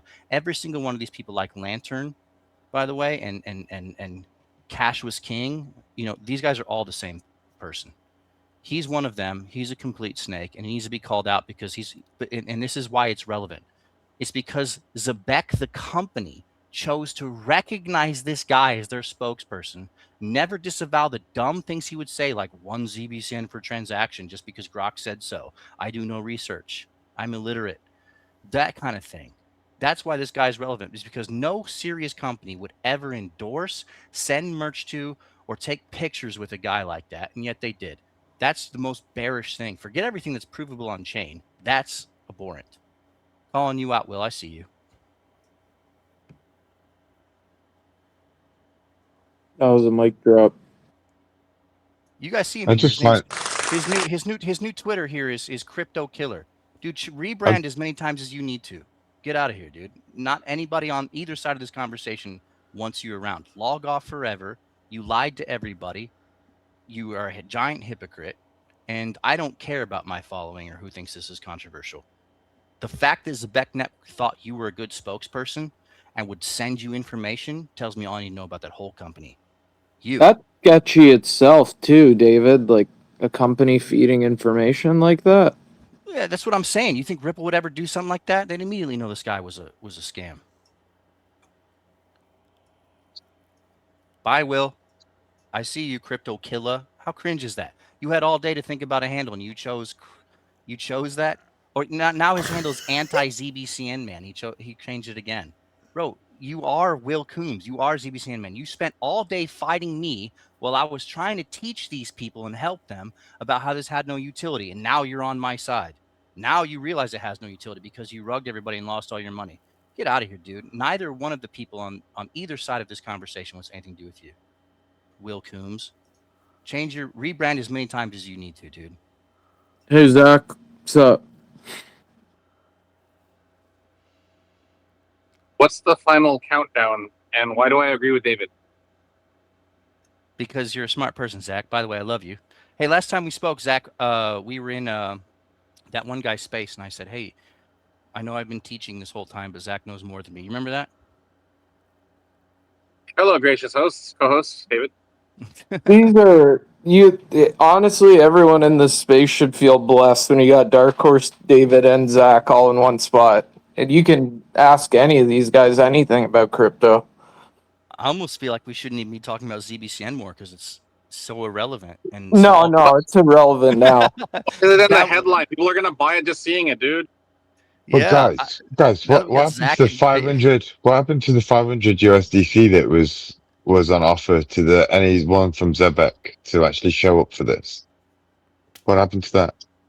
Yeah, it's still live. I posted the wallet. It's sitting in my wallet, ready to go. If anyone in the Zebec community has connections, which I know you guys do, to a company representative who can answer some serious questions about, I don't know, deflationary aspects, wallets, etc., partnerships, circular transactions, it would be amazing. And I do have $500 still ready to go on the wallet.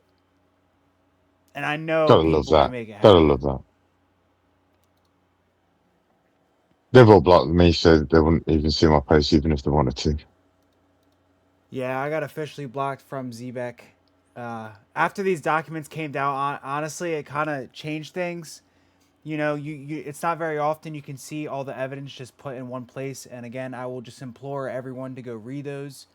And I want to also thank, not that this is over just yet, but thank the Zebec community for coming out and at least listening to this and being perceptive to some type of information or education.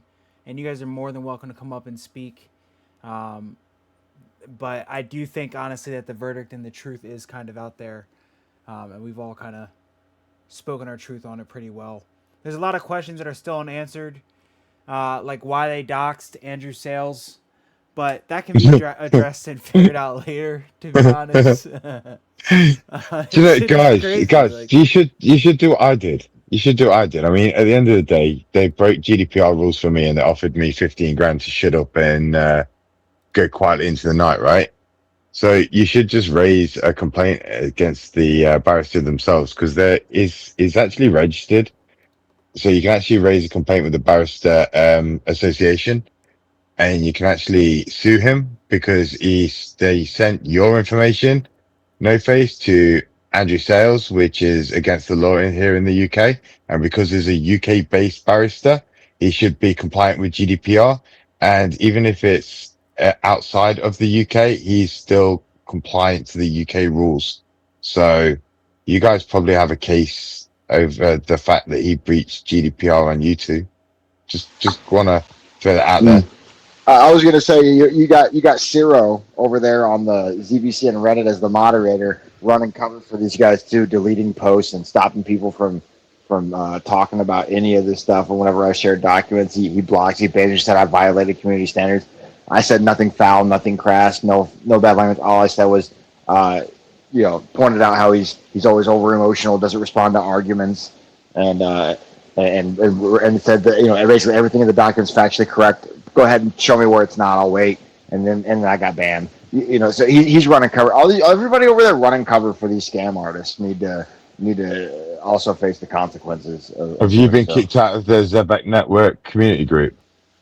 Yeah, on I Reddit, yeah, have. r/DBCN, yeah, banned for violating the Yeah, terms. got Yeah, banned just out of that one as well. yeah, you got to ban there. Yeah, just again, I didn't break any Reddit. I'm thinking about Just reporting him to asking Reddit. questions. Take the whole I thing was to just asking IC3. questions, Joe. Just asking simple questions. If you can't answer simple questions, you got problems. I've never seen so many people try and like help people understand a crypto and how it actually works or slash doesn't work more than ZBCN. Like that should be a red flag in itself if you're a holder. Is like normally everyone's out here trying to build the community further. Everyone's trying to save your bags in this room. Like that that's the biggest thing I notice about Zebec is like, and I was a major shiller of it, unfortunately. But I've learned the ways, and like I said, come up, ask a question. Like, you got some very smart people in this room. Saga, do you know why I think that is? I think it's because if you look at it, all the meme coins, um, of the ones that are even masquerading as utility coins, how many of them have doxed centralized companies that claim to be US based, but they're not really US based? Shout out to No Face. How many of these people actually, how many are there? I can name so many meme coins right now that do not attach themselves to an actual doxed company. And so what these new people do is they come in innocently, and I don't begrudge them for this, by the way, because they're not arrogantly fighting against facts, most of them, but the ones that do, they come in and they say, well, this is a company.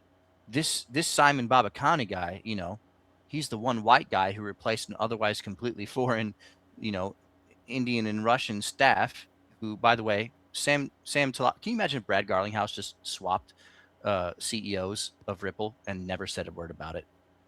I remember when that happened. I've been around long enough. The guy just was like, "Well, I'm CEO now," and he not a single memo about why with Sam. And so, an argument from silence leaves everybody to sort of speculate about why, which is a completely unprofessional thing to do. Just like completely doxing Andrew when you don't even know who he really is. Guys, these are interns. This company is a group of unprofessional interns, and you're all getting played because you think it's difficult to Photoshop pictures and pay $5,000 for a out of season hockey games advertisement. Like, dude, it's so obvious how easy this is. I could with a serious budget do this today, and you guys are attracted to this because these guys name drop. Well, I don't know anything about technology, but if you're right, then why is Stripe partnered with them? It's like, first off, they're not. Stripe is sort of partnered with Privy, and Privy is a subscription they pay $200 to $300 a month for. This is vendor-client relationship, and you guys didn't even bother to check. You're all infatuated or something. And here's my plea to you guys. I know that you guys bought the top. I know you can't exercise cognitive dissonance, but for 1 second, entertain this idea. If you bought into this because you need to make money to change your life, or you need to at least break even because you bought the top and now it's crashing, rotate into something of real value. It's still an option. I plead with you. You can still make real money in other investments. The theory of investment is not dead just because ZBCN wasn't it. You can make that money back that you lost in a safer way, maybe slower, maybe more gradual, maybe even just as asymmetric. How do you know if you don't know how crypto works or what problem it solves at scale? You guys are married to this one grift, this one narrative, which is attached to a centralized company that keeps fumbling. Why do you think not a single person in the ZBCN Nation Discord has a single iota of intellect or rebuttal to anything I've said? Do you guys really David, want to be aligned with this? Hey, David. David, why has nobody actually come up with any customers yet, other than Zebec actual holders? Why is nobody actually promoting the company that's actually using it? It's a simple Yeah, question, right? If yeah. it's a simple question, if you've got WageLink and you've got all these schools and everything else, why can we not find one school that is using WageLink and will happily come up and tell us that they're using the software? Why have we got no client for the actual payroll software, and yet for some reason they're able to promote dashboards of millions of dollars being transferred every quarter? Why can we not find one customer? I just want one. I've been asking for one customer for a long time, and yet not. All we get is silence, and then all we do is we get people that say, "Oh, I've got the debit card. Oh, I've got the prepaid card. I've got this. I've got that." Yeah, because you're a Zebec holder, right? You hold the token, so therefore you've gone in and you've KYC'd yourself and you've got the cards. But where's the actual customers that they say that they've got and that are using the software? One customer. I'm just asking for one customer. It can't be that 100%, difficult, bro. right? Bro, it's so obvious. It's so obvious. It's scary, but at the same time, I have sort of a compassionate heart towards people who take for granted the things because like one of my favorite authors of all time, if you look at my pinned post in my profile, C.S. Lewis, this guy was once criticized for writing books about like Narnia and children's books. He wrote way more than that, by the way. But somebody once was like, hey, how can you write things that are like simple and for children when these things are more complicated? And his response was apt for this whole conversation. He was like, well, how do you address the fireman or the policeman or the teacher or the lay person who isn't an expert in literary analysis or philosophy? Not everyone has the same overhead as you do to train themselves on everything having to do with blockchain, everything have to do with decentralization, and everything have to do with adoption curves in business. They literally just got here. And for those people is why I bothered to write the books. I want you guys to succeed because you're not out here overconfidently smirking on Twitter, crowding I got fives Twitter, saying nothing at all and just memeing and laughing emoji and everything. You guys actually want to learn. You guys are like Bobby. And Bobby's like 100 other people in the last year that I've liberated from this token, who by the way, if you want to gamble, by all means, but thought they were in utility. You guys need to understand this is a completely speculative asset. And if you want to gamble, you are welcome to. And there are certain people who want to teach who are happy to let you gamble, but for the few people who thought rails of the financial future infrastructure, we're just kind of doing our due diligence. We're just kind of doing what we do as teachers and researchers. We have the overhead. We have the time. We are programmers with 9 to 5s who at the end of the day go and spend time with their family. And you know what we have to do in the weekend is look this stuff up and understand it and actually have a lens through which we care about it and other people. For you guys, this stuff is crap. Now, whether we've seen crap go 1000x many times in our lifetime. This isn't ZBCN isn't the first token we've ever seen. We've seen crap at 1000x, but we want you to know it's crap. It might 1000x, but it's crap. And if you think you have to gamble, then that's your business. But don't go out here on your Twitters and tell people this is the rails of the financial future and that no matter how low the price goes, institutions are going to come in and save you because they really want this Solana program library token, which is Dark Horse says is a complete over ledger. That's his word for it. And it's true. It's a roll up. guys, stop lying to yourselves. Log off, disconnect from this stupid Discord. Come listen to people who understand whether or not digital assets actually have a place in permissionless finance, and then be responsible so you can sleep at night and tell your family and look your wife in the face and say, you know what, I'm not completely wrecking our family. I know what I'm doing. Don't just Just follow these randoms, bro. for the record, just go and have a look at the latest XRPL amendments that Ripple have been putting through. It's all about KYC and a way to actually authorize people. And they're trying to turn a permissionless system into a permission system by having authorization capabilities on the actual network itself. The XRPL is morphing at the moment right now to become like a standard right now. And how can you do that with a meme coin? How? I don't see how it can become anything. It's sitting on Solana. It's sitting on Solana. Solana is the rail. So how can a meme coin token be the next financial revolution rail? It's physically impossible. Yeah, I mean, well, here's why they get confused because Zebec will come out, and this is the negligent misrepresentation, which, by the way, doesn't invoke intent. So don't sue me because that's not the same thing as slander and libel. I'm well aware of how defamation suits work. Good luck to you. But the issue is it is negligent misrepresentation, which doesn't require intent. So you can say these guys aren't necessarily trying to deceive you, but they're just woefully mistaken and incompetent people. But the idea is it's not just Solana. ZBCN is 100% tethered to Solana. It inherits its security layer from Solana, which is the layer one through its validator staking chain to Bingo. secure the network. But these guys come out and they say, we're a multi-chain network. Right away, if you understood crypto, you would abandon your ZBCN token because it's an SPL and it's never going to not be an SPL. But when they say that, like we're doing things and building on Stellar Network. Okay, that means they open a new smart contract vault. You've Okay, got an which API connect. you as an employer can, and I've read through every single one of these functions. I'm a programmer. You as an employer can open up a smart contract called a vault on any one of the. And by the way, Stellar does have smart contracts. Okay, Yeah, Sorobond, look it it's up. Sarabon. Yep, Sorobond. Even though they forked off the XRP ledger, and XRP ledger stuck with primitives, and they have a code fork called Zahan where they try to do hooks and stuff like that. They don't have smart contracts. Stellar does. It's called Saruman. And that is why they chose that network, is because you can open a smart contract vault and you can have an employer unleash whatever token he chooses, nothing requiring him to choose stablecoins. Let's choose stablecoins though, or is it nothing requiring him to choose ZBCN? Let's choose stablecoins, by the way. And you can have it slowly unlock on a timer within that stablecoin. It does not real-time payroll. You guys love to quote that. You don't understand what you're talking about.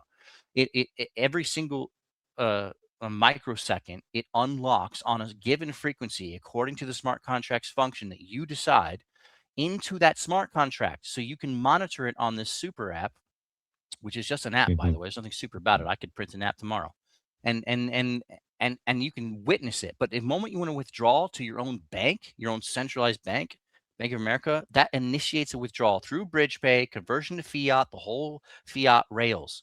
None of that requires ZBSAN at all. To the extent the Nope. withdrawal That's required the a white fee was, label. yeah, to the extent the withdrawal required a fee, it was XLM if you were on the Stellar network, and that's where your smart contract was. It's the same with Solana. Multi-chain doesn't mean anything about ZBCN. It's how that works, right? So the white label in and of itself is the bank.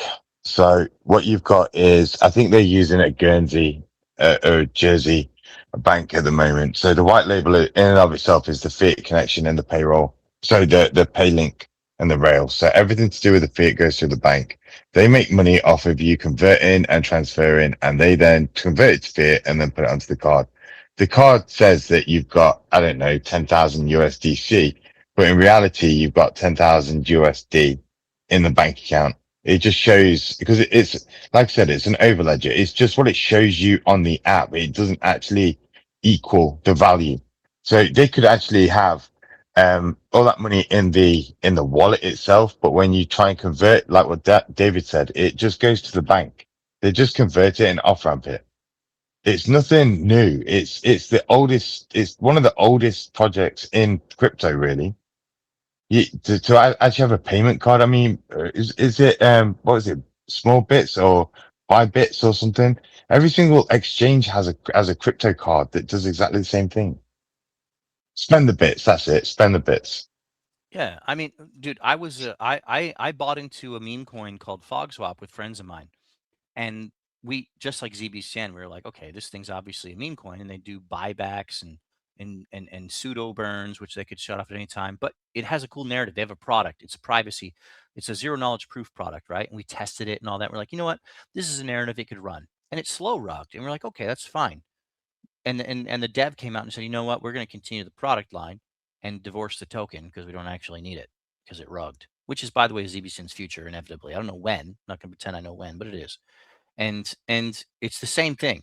They had a MasterCard and Visa card, by the way. You can go and spend FogSwap. By the way, FogSwap, if you want to look it up, is one of the tokens that's on ZBCN's drop-down list. We got this. It's all one giant cohort of permissionlessness. No one asked MasterCard to vet it all the way down to the core as though it were a legitimate token that had utility. It's called a BIP standard. You can apply to have a MasterCard to spend whatever you want. You can do that with a meme coin that is now sitting at 5K market cap. So you guys You close. just need to have a contract with a white label.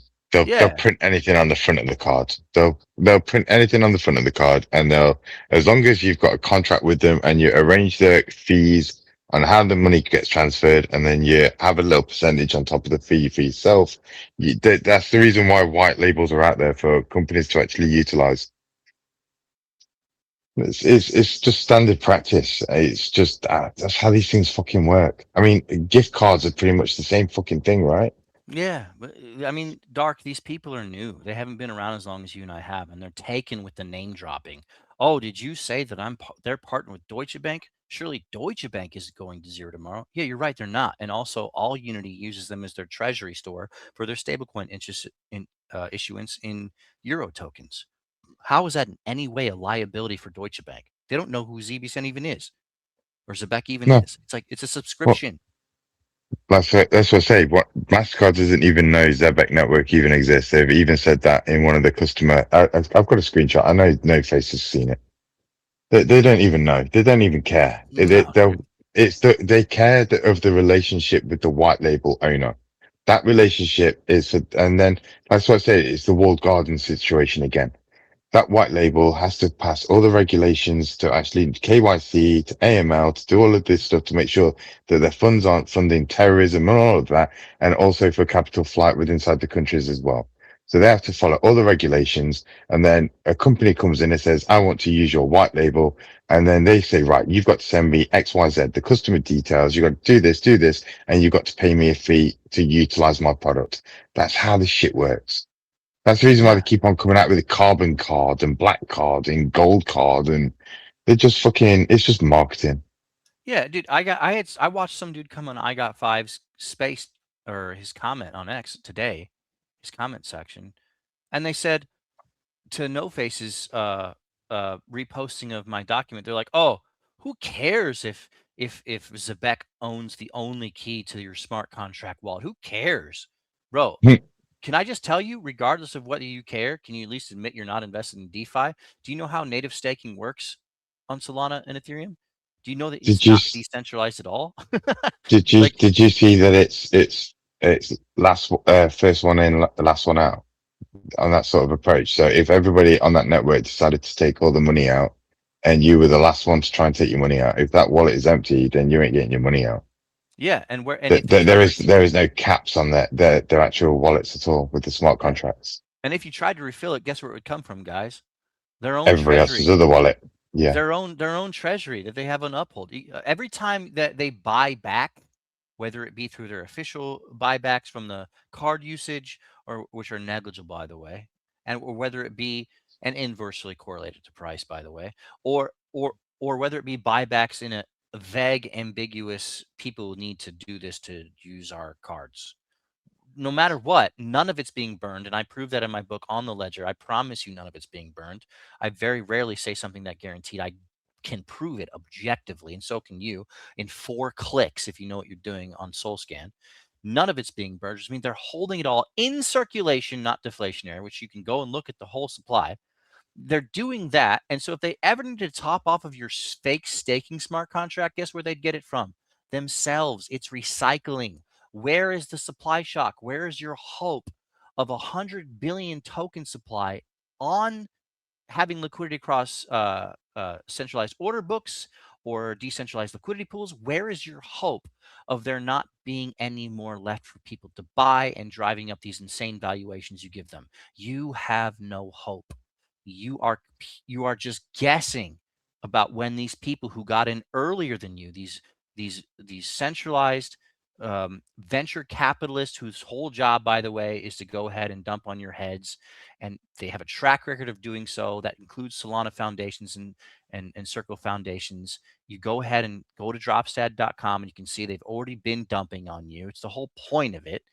You have no hope that you're going to see your There's 1 cent, let alone your 10 cents, and yet you're just telling everyone on the internet to ignore documents. where do you think the money came from to buy Gatenox? Where do you think the money came from to buy Science Card? Where do you think the money came Yeah, from to buy SPS, the website? Where do you think the money came from to buy all of the things that they keep acquiring and telling you, look, we've acquired this, we've acquired that? Where do you think all the money came from for the banners that they put out, like what you said, where they're promoting? All that money came from you guys, right? 100%. And by the way, where do you think the money came from for Ripple to buy Hidden Road? Where do you think the money came from? Exactly. Where do you think the money came from to buy This is the Z Treasury? similarity. This Z is the Treasury. similarity. This Except the so difference is the difference is though is Ripple is transparent. They've got 1 billion that they yes, escrow. They're transparent. They say we've got 300 million. They sell 300 million. They put 700 yes, million back, and they maintain a price action using their market makers. I don't yeah, see anybody maintaining a price action on Zebec at the moment. I just see yeah, that going down and down and down. Well, actually, 100%. they had some things going on with some overseas exchanges regarding the perpetuals. Big thick buy and sell walls in the perpetuals because there wasn't enough spot volume to keep the price pegged legally, and it was still low liquidity. But What happened? What happened to their Bybit? Because Bybit actually forced them out, didn't they? And they took them to court, and they delisted the whole thing because there was issues I with the think it actual was token. I think it was That's Bit Yeah, that's different. So Bybit is the South Korean exchange, which is the B tier version of Upbit. Everything. I've got it. So do you guys remember, because of the Epic nodes, there was a lot of controversy about ZBC before it migrated to ZBCN Yeah, in 2024. bit. I've got it here. So It's so the bit. by It's the Bitdom official, right, for node yeah, fraud. yeah. So there were several exchanges in South Korea. South Korea is huge on crypto. And one of them was Upbit. That's the major one. They're obsessed with XRP. And for a moment, they were buying CBCN, and they still list it. Upbit, likewise, is like the B tier version of Upbit, and they delisted CBCN. And Posted. I've posted it in the button yeah, pills if somebody wants to put it at the top. yeah. So what Derek is saying is at some point there were some foreign exchanges. It wasn't Bybit or Upbit who had like extreme multiplicity of the margin, more than you would ever see anywhere else. They were clearly manipulating it. We were feeding this info to ZB Sandman, which is why he used to post about it, as well as like, we swear Coinbase is going to list us, and ZB, none of that stuff. But like, we were feeding this stuff and we're showing like these guys are clearly manipulating this price, and they were, because the futures market, it was betting on it, but it was a foreign soil, so we couldn't track it down beyond that. That's sort of what Derek's talking about. But regardless of the futures market taking advantage of the price action and the volatility, the main thing is that Zebec, the company, never once came out and said, "Let me disavow any of this. Let me clear this up." The way No, that they fought them. Brad Garlinghouse will show up on Bloomberg and CNBC over the years and have to face hostile interviewers and explain this and that. You never have a single AMA where Simon comes out and says, "Let me take questions," because then somebody like me would come up and be like, "Yeah, let me talk to you real quick," and they know they're not going to do that. And so Yeah. you have Can two I totally different companies here. can I add to this? Right. I see your hand up, Bobby. 2 seconds, mate. Can I add to this? Right. If you're creating a payroll company, right? If you're creating a payroll company, and I asked this a couple of months ago, was if I was doing any due diligence as a company, right, and I wanted to give another company 2.5 million of my overheads, which is my salaries for my staff, and I wanted to give a company that capability of streaming that payment to my staff members. And I did my due diligence because I have to, because it's part of a corporate standard that we have to vet our suppliers, because that's what is called vetting the suppliers, right? We would do our due diligence on Zebec. We would search, and it wouldn't take us 2 minutes to find that we've got node fraud, we've got a Korean court case, and we've also been delisted for irregular token activity. Now, again, as a company, would you then shortlist Zebec to then stream your payments? Just think about it for a second. Would a sane company, after just Googling for 2 minutes, want to then send millions of dollars to this company to stream payments to their staff?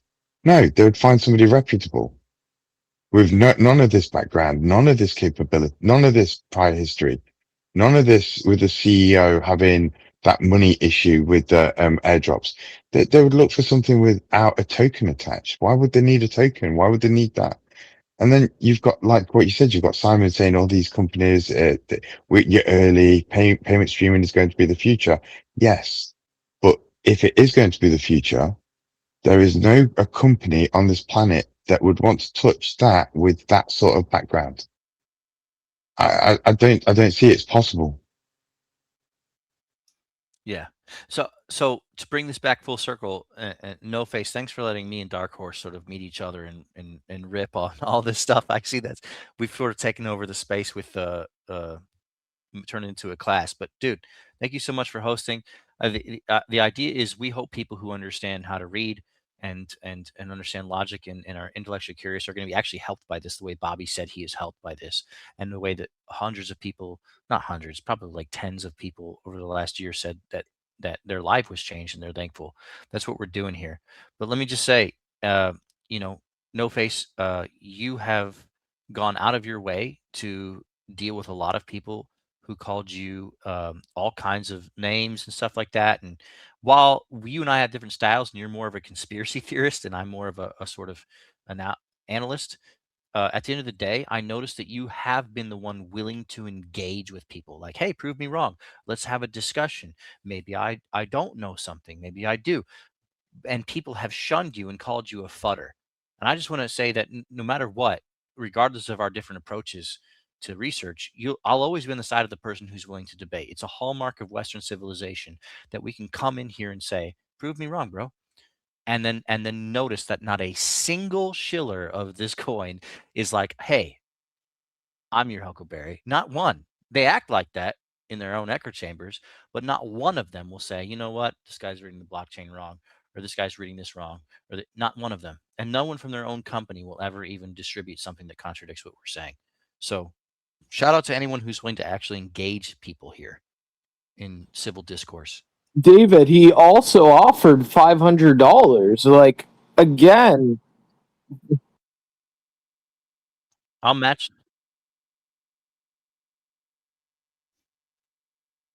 that. If anyone who is employed at Zebec decides to actually come in one of these spaces with No Face and me, I will match that. So that's $1,000. You won't, but there's a reason you won't. Let's be honest. There's a reason you won't. But here's what's happening. These guys sent these guys my document, and what they're thinking to themselves is, shh, please stop sharing this. Please stop parroting yourselves like ZBCN man. Please stop drawing attention to the grift. Please stop. But they won't. And to the extent these guys ever come up here and try to get on X space and debate publicly, which by the way, I would honor civilly, I would, and I have, and I've done that on record several times here. They won't. But if they did, if someone came up here and they brought a serious employee from Zebec Network who is able to actually answer these objections and questions, which they can't, by the way, because good luck refuting the blockchain, then congratulations. Whoever facilitated that, you get $1,000. But these guys aren't interested in that. They're not. They're I went interested. into one of their spaces, and I put my hand up to request a microphone, and they just have the same guy up that comes up and talks to them. They'll bring up Zebec holders and Zebec followers, but they won't allow anybody up in those spaces to question anybody if you have actual serious questions. So They How don't. many They times? don't. They don't want it. They don't want that. They don't want that smoke at all. That seems How, like a major red flag. how many That's, times have we asked for an AMA? Yeah, right? Just give us an AMA. Come on, these crypto projects do that all the time. yeah. Contrast that with Brad Garlinghouse, 100. who went on 60 Minutes and got completely proof texted the entire interview. Remember that? Contrast that from serious companies who are centralized companies, but they're trying to bootstrap adoption of a ledger, whether you believe in it or not. The point is that these guys have subjected themselves to hostile interviews in front of everyone all the time, and they've been challenged, and they've argued with people in X spaces. I remember when Brad Garlinghouse showed up to an X space himself, and there was a bunch of Ethereum Foundation people there, and they argued about who's more transparent. And Brad was like, you know what? At least we publish what we hold. Tell us about what you guys hold, and they all shut up. Like the idea is where is Simon and Sam coming on an X space and saying, hey guys, let's chat real quick about how we did a do-si-do with our leadership and what's really going on. I've seen some things that you guys call FUD in these published documents, which are proven on chain. Let me address those real quick. You're never going to see this because they're not the same. They're borrowing from the reputation and the pattern of Ripple, which is a clear, honest bootstrapping attempt. Whether or not it succeeds, it's a clear, honest bootstrapping attempt with its incentives aligned. Even if RLUSD succeeds, if there's some sort of neutral demand, then XRP Ledger succeeds as well. They have enough on their balance sheet to care. So you can't just compare them and say one person's dumping on everybody and one person's not. They're not the same. And they're just not the same. I'm not going to tell the future, but you can't compare them as though they're on the exact same level. You will never find Simon come on an X space like this and talk to me. Simon, if you're listening, or Sam, come talk to me. Come talk to me. If you can dispel these misconceptions for your audience, come talk to me. But let me tell you guys something about what I've seen for being here over a year. It doesn't matter that if Simon came on and said, David, everything you says is right. We are robbing these people blind. It doesn't matter if he said that. My experience with these people is they'd still say, whatever you say, Massa, you say it. We'll follow you. Tell us it's a grift. We still want to buy. DCA. These people do not care. Okay, there's two types of serious investors here, guys. The people who are really learning, who care about actually having a thesis, and people who are trying to protect their mistake and can't rotate. Rotate into something that works, you lazy people. A few things I'd like to say. First off, thank you for hosting this. I've had a great time listening to you guys, and I've learned a few new things as well. Secondly, the truth fears no questions. Whichever side is out there in the open taking hostile, unscripted interviews is clearly the side that is on my team, because I do not want to be with one that doesn't allow discourse or even disagreement. Yes, But it, sir. Amen. yes, Thank you. thank you. And another thing is, Sorry, you got muted. You're good, Alex. Keep going. can you hear me now? Yeah, go ahead. Good. Okay, Keep going, perfect. brother. I was about to say, another thing is, we've seen countless times throughout history, those who try to put witches' bridles on are never the good guys. Cutting out a man's tongue doesn't prove him to be wrong and only shows that you fear what he has to say.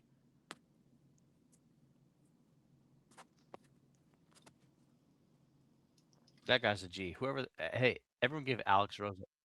Yeah, give that Yeah, guy a follow. Ciro, take some notes. Give that Oh, guy a follow for coming here and dropping the mic and just saying what everybody should be thinking. thank you guys. Let's go, brother. Amen. God bless you guys for doing the good work, for shedding the truth, showing the light to the people. Yeah, Most people, myself included, are new to crypto. you're welcome.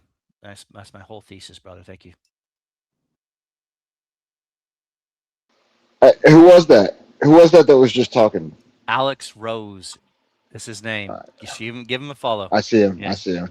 I yeah, appreciate it, everybody. yeah. Likewise, brother.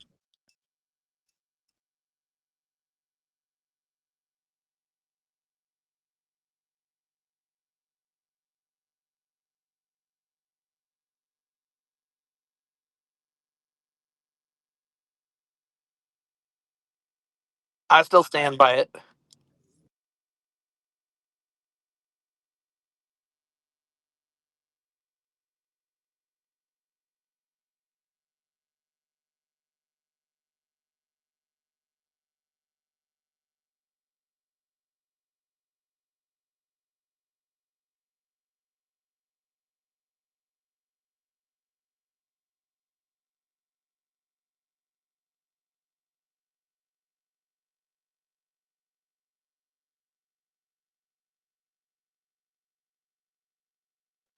It's an economic psyop. I mean, not to be pedantic or anything, but when they say that they have partnerships, it may be massive etymological incompetence, but a partnership means a union between two people, so you should be able to verify it with the person you're claiming a partnership with.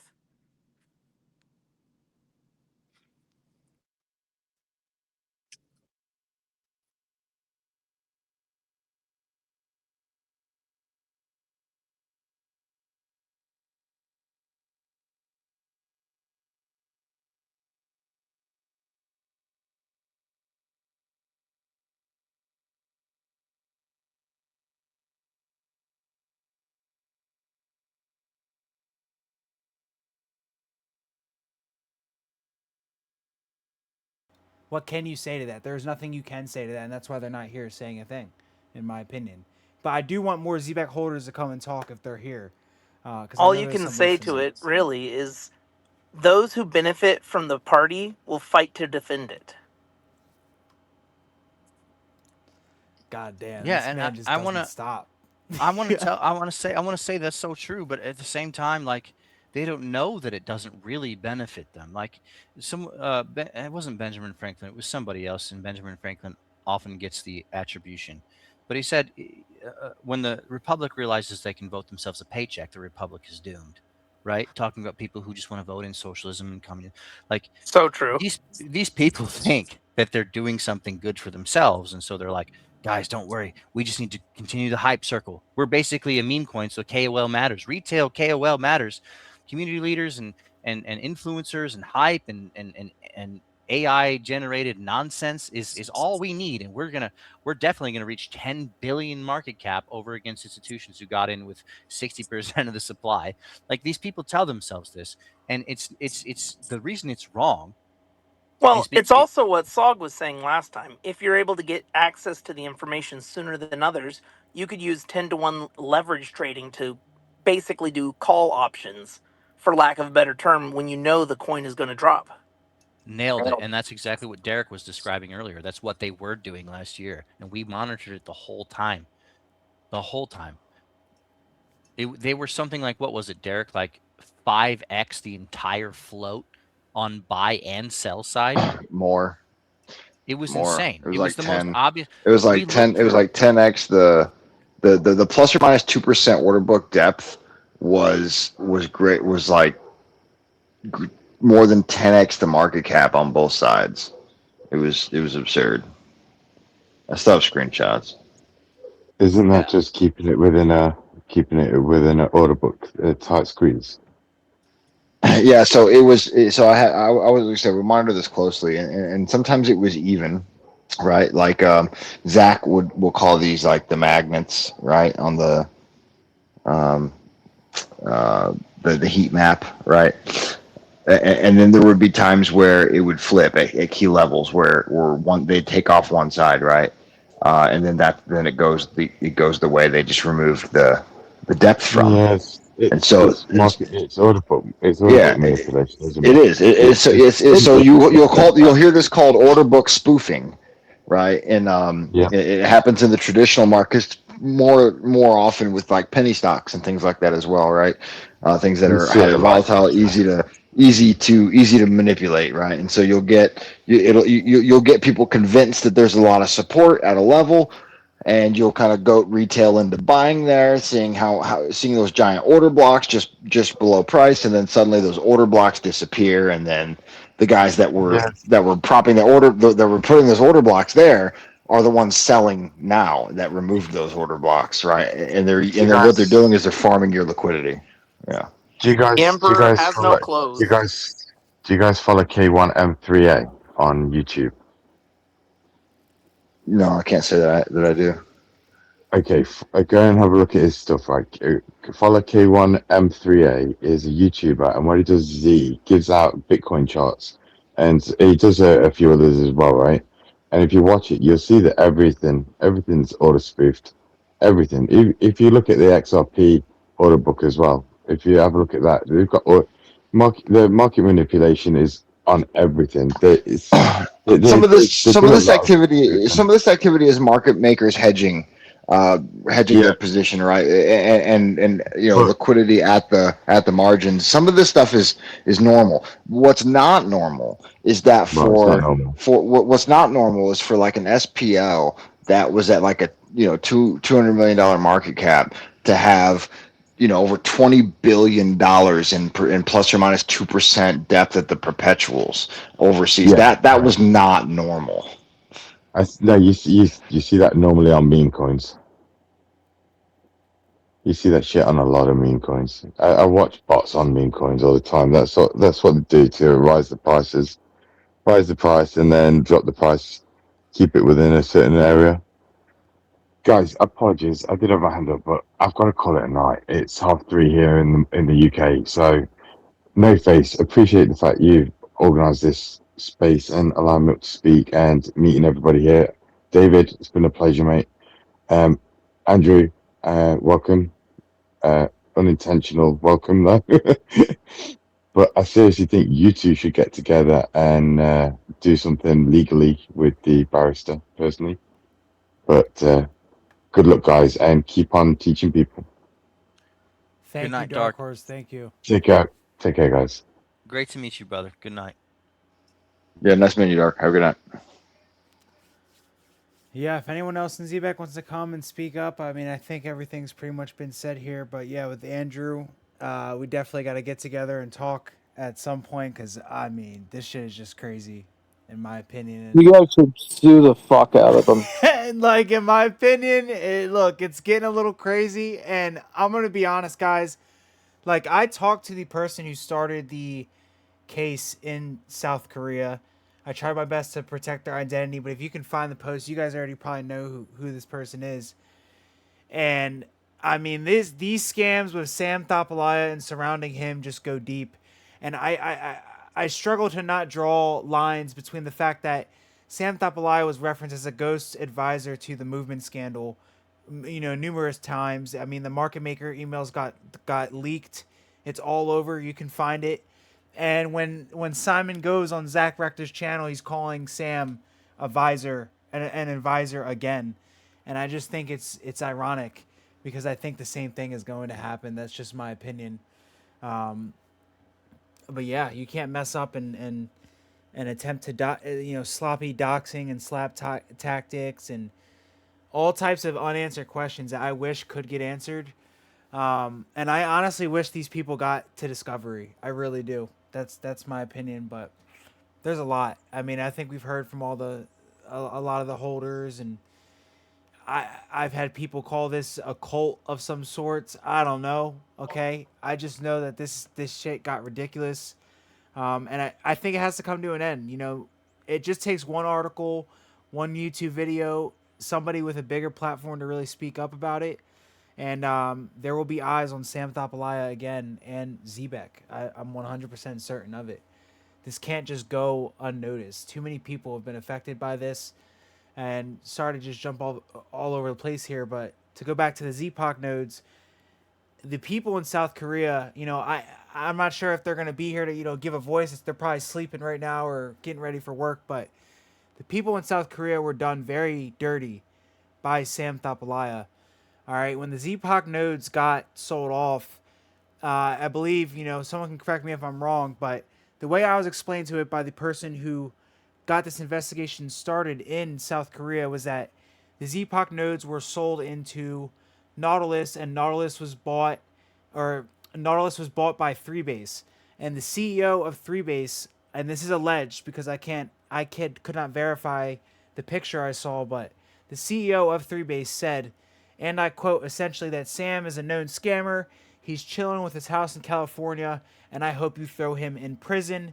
And that was the CEO of Freebase at the time, who was also, I believe, a known scammer. So it's just scammers calling scammers to get thrown in prison, and it's going to get ugly at some point. All right, you got heat. It's gonna start applying to Anton very soon. You cannot just dox people without even properly doxing them. But just slap tactics to try and stop truth. That shit is not happening. It is not happening. We don't accept that over here. I don't know what they got going on over there across the pond. I'm not even sure. but something will happen. I'm sure of it, as long as people keep making noise about it. And I think Sam needs to get caught. This guy's been been mentioned in so many scams at this point. It is only a matter of time, uh, and it's crazy. The more you ask people to look into it, you will get a lot of pushback. And I just think this is one of those modern scams that is getting. It's just waiting to be uncovered, right? We don't have CoffeeZilla anymore. He's on to some extra crazy stuff. So who do we have? Um, and we'll see. We'll see what happens. It's not over. If anyone wants to come and speak, definitely feel more than welcome. And thank you for Five for hosting this and the one previous to this as well. Um, I don't know if the ZBCN man alt is here. I forget what his name was. Crypto Killer. Guys, I have made contact with ZBCN man, and I am going to have a conversation with him and get his side of the story for what happened to him in the Zebec community. Just to get all sides of the story, I know he has beef with a lot of people. Um, I mean, I'm gonna press him with a lot of questions when I talk to him, and I think he knows that too. So, No face, just to let you know, and again, we're about investor protection here as much as protection of our own friends. There's a lot of people who've been here a long time. Take Saga, take I Got Five, take Kuzi, take Derek, take anybody. That guy is a snake who will smile in your face, yeah, lie to you, and then betray both sides of this community. So I understand he reached out to you and you reached out to him and you guys have some sort of arrangement like, hey, if you rat out that other community, I'll promote you. Listen, immediately unfollow that douche. That guy is He's an not worth your absolute traitor. time. He's an absolute traitor. And he will smile in your face and you'll be best buddies and all these things.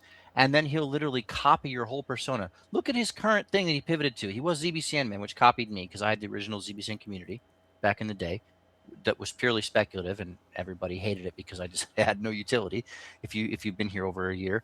But then he's copying you. He goes ahead and changes his whole profile pic to somebody with the same gas mask and says he's suddenly anti-crypto and that shit ZBCN is is crazy. trash. So he's turning.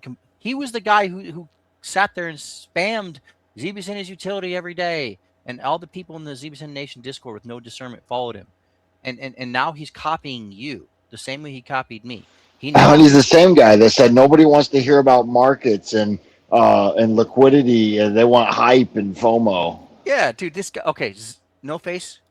Do not fall for this guy's tricks. I swear, everyone has Understood. been here for a long time. Be Understood very completely. wary of this dude. If there's one thing that you and I, and the ZBSN community agree on, is that this guy is a snake in the grass. Do not fall for this. The one thing this guy needs to do is log off of Twitter forever. Don't listen to him. Yeah, all right. So maybe I shouldn't get in a conversation with him to let him I just snake think out on he'll. whatever he I has to just think say. he'll make shit up. No face. He like honestly, David and Derek and Kuzi, they helped build that persona. It is the fucking truth, and he'll fucking tell you otherwise. He'll say that David's a fucking scammer, Well, let me which say. Let me. clearly you're a fucking idiot if you think that. Yeah, no, I don't agree with that at all. Let me say one thing that he did mention while we're at it, because who knows if I'm even gonna meet this guy for a conversation at this point. I do agree with you guys. I do believe you. Um, he said so. There was allegations that essentially he's the reason that they got access to XRP Las Vegas or some type of connection. And I'm not here to FUD. I know this gentleman is just a community member. Let me find his name. He's big in the XRP space though, and he had connection with ZBCN man Brad Kimes. I think that's Digital Perspectives channel. Yeah, I know Allegedly, the. yeah. Allegedly, that's how he got connections to get to XRP Las Vegas. And one other thing he said was basically that it was a cult, and he called it. What did he say here? He called it the Grand Rising cult. I look, maybe he's joking, whatever. I just thought that was kind of crazy, And he did kind of change up what he said. He's admitting it's a scam now, but I don't think it's gonna be willing to talk to him You know, I don't really care too much about what happened in Las Vegas, to be honest. I know he got slimed out by Ghost or whatever happened. Uh, but yeah, I've heard from everyone at this point that this dude is a slime, to be completely honest. I just think you'd have better time, continuing to do what you're doing instead of wasting your time talking to him. Agreed. No face. You listen. For all the people that sat there and called you some sort of fudder, which, by the way, fear, uncertainty, and doubt means fear. Uncertainty and doubt. FUD. What we've been doing is facts, understanding, and due diligence. There's your FUD. The people who have the most actual FUD and uncertainty and doubt are the people who aren't secure enough to come in here and actually defend their thesis every single time. Not even in the X comments that they're willing to sit there and spam I got five with all day long. Not a single one of them are refuting anything that he says or No Face posts. Guys, FUD is a word people use to project their own uncertainty and doubt. It's about time we understand that. You just can't just call something FUD if someone says, hey, I have an argument. It's a valid argument. There's premises leading to a conclusion, and it's based on evidence and primary sources. Do you have anything to say? And they say, screw this FUD. Well, guys, please, it's your own money at the end of the day. Do you not care about your own dignity and your own money? Like, that's all they've done to No Face. Now, Hey, you know what people were saying when AMC was like $80 back in the day, and everyone's like, I think it's going down. Like, oh, that's FUD. What's AMC right now?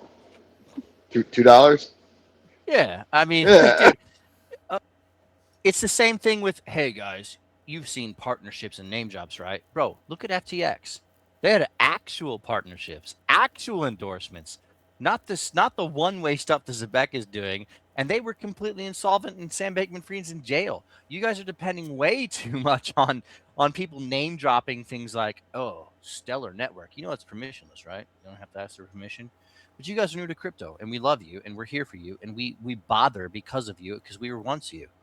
But these occasional people like Lantern and ZBCN Man who's trying to pretend he was never with them, but we were here. We know you were one of them, bro. This Lantern and Cash was King and all these people. He was the They're chief among them. 314 too. Like right now, that man's becoming a yeah. problem right now. He's Oh not my a god. problem, dude. I've seen that because we're lurking in their Discord. Every time that guy says something, he proves he doesn't know how crypto works. He goes on these YouTube and these podcasts and he says ridiculous things. You know what he said last?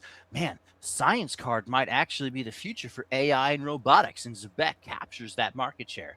Bro, please break down that sentence, you child. What are you talking about? Science Card is a completely charitable roundup to the next penny. Whenever you decide to use it, which you don't have to do at all, and even when you do, it doesn't require ZBCN. And by the way, that has nothing to do with robotics, least of all AI. Agentic, And what listen, market share? what market share? The gig market share? Listen, agentic expenditure on blockchain is a real thing. It's called X402. And every time so I'm a programmer, I'm a web developer especially. And every time you hit an endpoint that's HTTP, they've always had a way for you to pay if you want to. They just never used it until Coinbase invented the X402 standard and implemented it. You can actually have these AI agents like Claude and Grok and stuff like that. You can actually have them hit these AI endpoints, and if they want to do it permissionlessly, they can use crypto. Which, by the way, if you go ahead and look at my profile, you'll see that XRP Ledger is using a ton of this. So is Solana. So are a lot of people who are being serious about this, because what the agents will do, these AI agents will do, is they will permissionlessly, without an API, without an actual API key, which normally you have to pay for, they will take whatever's in your repository, whatever's in their budget, if you and they will hit this stuff up themselves. The HTTP endpoint parses this out and says this guy has paid, and they'll send you back a 200 instead of a 500. It's the future. I promise you, it's the future, and it has nothing to do with ZBCN. But if you just say a bunch of words in front of a bunch of people who have already bought into ZBCN, you know what they'll say? I don't want to hear that. It's word Please scratch, salad, man. It gets the please, people going. please scratch my itching ears. It's You know, provocative. it's provocative. It gets the people going. It doesn't matter, guys. There's going to be 10 people who think that we're fighting tonight, and there's going to be one person like Bobby and another person like Alex who are like, thank goodness, because I got decks to build, I got cars to fix, I got accounts to balance, I got a life, I got a wife, I got children.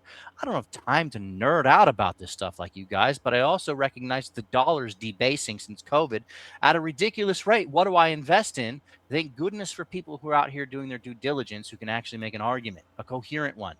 Where are the Zebec representatives? They're nowhere. You guys are all gonna get wrecked. Well, they're hiding from this. They're exactly somewhere. They're hiding Dude, from this. The crazy They've thing been called is, out several times. They've they been know offered about this. opportunities. They know. Yeah, but listen. They're looking the other way, just like they look the other way whenever ZBC and Atlanta and these other guys come out there and they say things that are factually false about how the tech works or how adoption would work for the token. They say things that are factually false, and they still follow these accounts. They still give them merch to promote. They still let them speak for them without correcting the record. They just look the other way. This is the grift. This is the point. It's all a grift.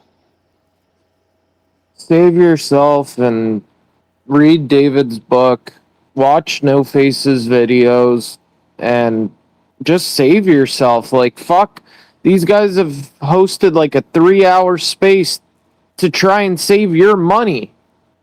The least you could do is watch one of their videos and read David's book. Do yourself that favor. Yeah, it's free, by the So way. Yeah, the one and thing it's free. the one thing I'll add real quick is they always say that it's the XRP army trying to take down ZBCN. So just so that's recorded, not all of us are into XRP. I'm not. You guys know that I'm a meme trader. So I just wanted to put that out there. Yeah, I Yeah. think it's been good to see everyone come together too. Like we even had Dark Horse in here, who I think everyone knows is not a fan of XRP, or I don't even want to put words in his mouth, but he's always putting out opposing research to what somebody who would be in XRP would really want to see. But we all agree on one thing, and that is we don't want BS in the space. Well, And can I just say how ironic it is that they say that an XRP army is always attacking them, but really they were always trying to poach the Ripple narrative from the beginning. that's where they got the Yes. And that just liquidity from the project. Yes. The fucking project. They got the damn liquidity from the XRP army, and now they're Yeah. trying to flip. Like 100%. And by the way, No Face, so Dark and I apparently don't necessarily have the same bullish thesis on XRP, but you know what? While we were in here, we got along. You know why? Because he is a rational human being adult. He's not a child who needs to deflect. We both had our own thesis about whether neutrality would have a use case 10 years from now and whether it wouldn't. The guy's just an adult. And I lived in England for several years of my life. I know people like him. He's a smart lad. Listen, guys, there's two types of people, and it isn't XRP or ZBCN. It's rational or irrational. Whose side are you going to be on when it comes to your own money?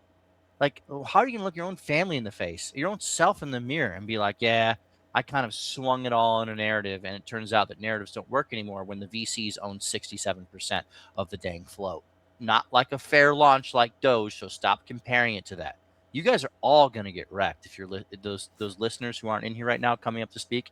You guys are all going to get wrecked, and I'm not really worried about you guys. I'm worried about the people that follow you. The average guy who just freaking built my house, who's like, you know what? I noticed that the cost of eggs has gone up like 10x in the last 5 years since COVID. So let me investigate what alternatives there are to fiat. And then the first thing they find is your stupid narrative, and you guys being super hype about the most easily deceptive promotion I've ever seen in my life. And people who have been here for years educating themselves, saying this is not. I'm not going to say it's a scam, but this is negligent representation. And you guys are just like this is my target audience is guys. Anyone with a brain in your skull, ditch this stuff. Rotate into something safe if you still need an asymmetric bet that has a lot of upside that actually solve problems at scale over the next 10-year time horizon. Do not buy into this nonsense that you're going to get rich quick in the next year on something that. And by the way, you might. I can't predict the future, but it won't be because of utility. It won't be because of rails of the financial future. It won't be because of ZBCN is the reason for robotics. If you believe ZBCN is the reason for robotics, like 314, you guys deserve the downfall. I'm trying to help everyone else.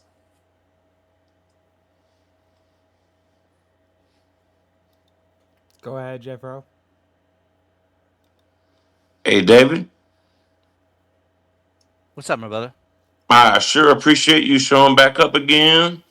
And I sure appreciate these spaces, you guys. This is amazing. This is how it should be. uh, this is amazing. And David, can you tell these people how many payroll companies there are like that? Yeah, I can. So, so when it comes to ACH, you guys know Fuck. ADP is I'm sorry, what? Go ahead. Yeah, so ADP and these other major companies are the major ones, and so I work for the government when it comes to payroll. When it comes to payroll, the government's very strict. Okay, they need leave in a certain way. They need AWOL in a certain way. They need sick leave in a certain way. They need transferring from VLTP in a certain way. They need a million things I couldn't begin to describe to you guys. And I work for the IRS and the FCC and a million agencies. Okay, I'm a contractor and I develop companies. There is no way in hell, and I've been doing this for 5 years for this specific company. I've been a programmer for 10 years and a million other things before that, that these guys are going to say, let's get paid by the second. Let's just ditch everything that needs to be processed while the pay period itself, that object is being considered. It's not possible. But forget Hey, all of David, I yeah. was only joking. I was just going to say, can you name how many payroll companies are doing the same shit as ZB is they're Oh, claiming? you're I was saying only joking, brother, and I love you, and yeah. I appreciate y'all showed up again. Yeah, likewise. No, I can't, to be honest with you, because the only thing that Zebec could ever It's capture like is not. 600 companies. Yeah, with. By the way, to the extent that they're trying to be DeFi instead of TradFi, they're trying to disrupt the TradFi market, which means they're trying to capture the gig market. So if I'm a contractor and I'm walking around and I want to pay my employees through a Zebec vault, I can do that without necessarily going through a bank. That's true, by the way. To quote Dark Horse, that actually is a real use case. Yes, sir. But to the extent they capture some sort of $12 trillion in the U.S. and $35 trillion payroll market share, this is nonsense. This is just numbers. Their background won't allow it. Their background But won't allow it. It's too shady. The well, background is just is fuckery. here's the important thing. Suppose they do capture the entire gig market on planet Earth. Silly, by the Hell, way.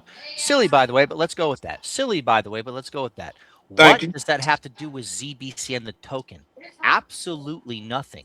I can go right now on the super app. It just launched today. I can connect to Solana's wallet. Is that a true app, brother?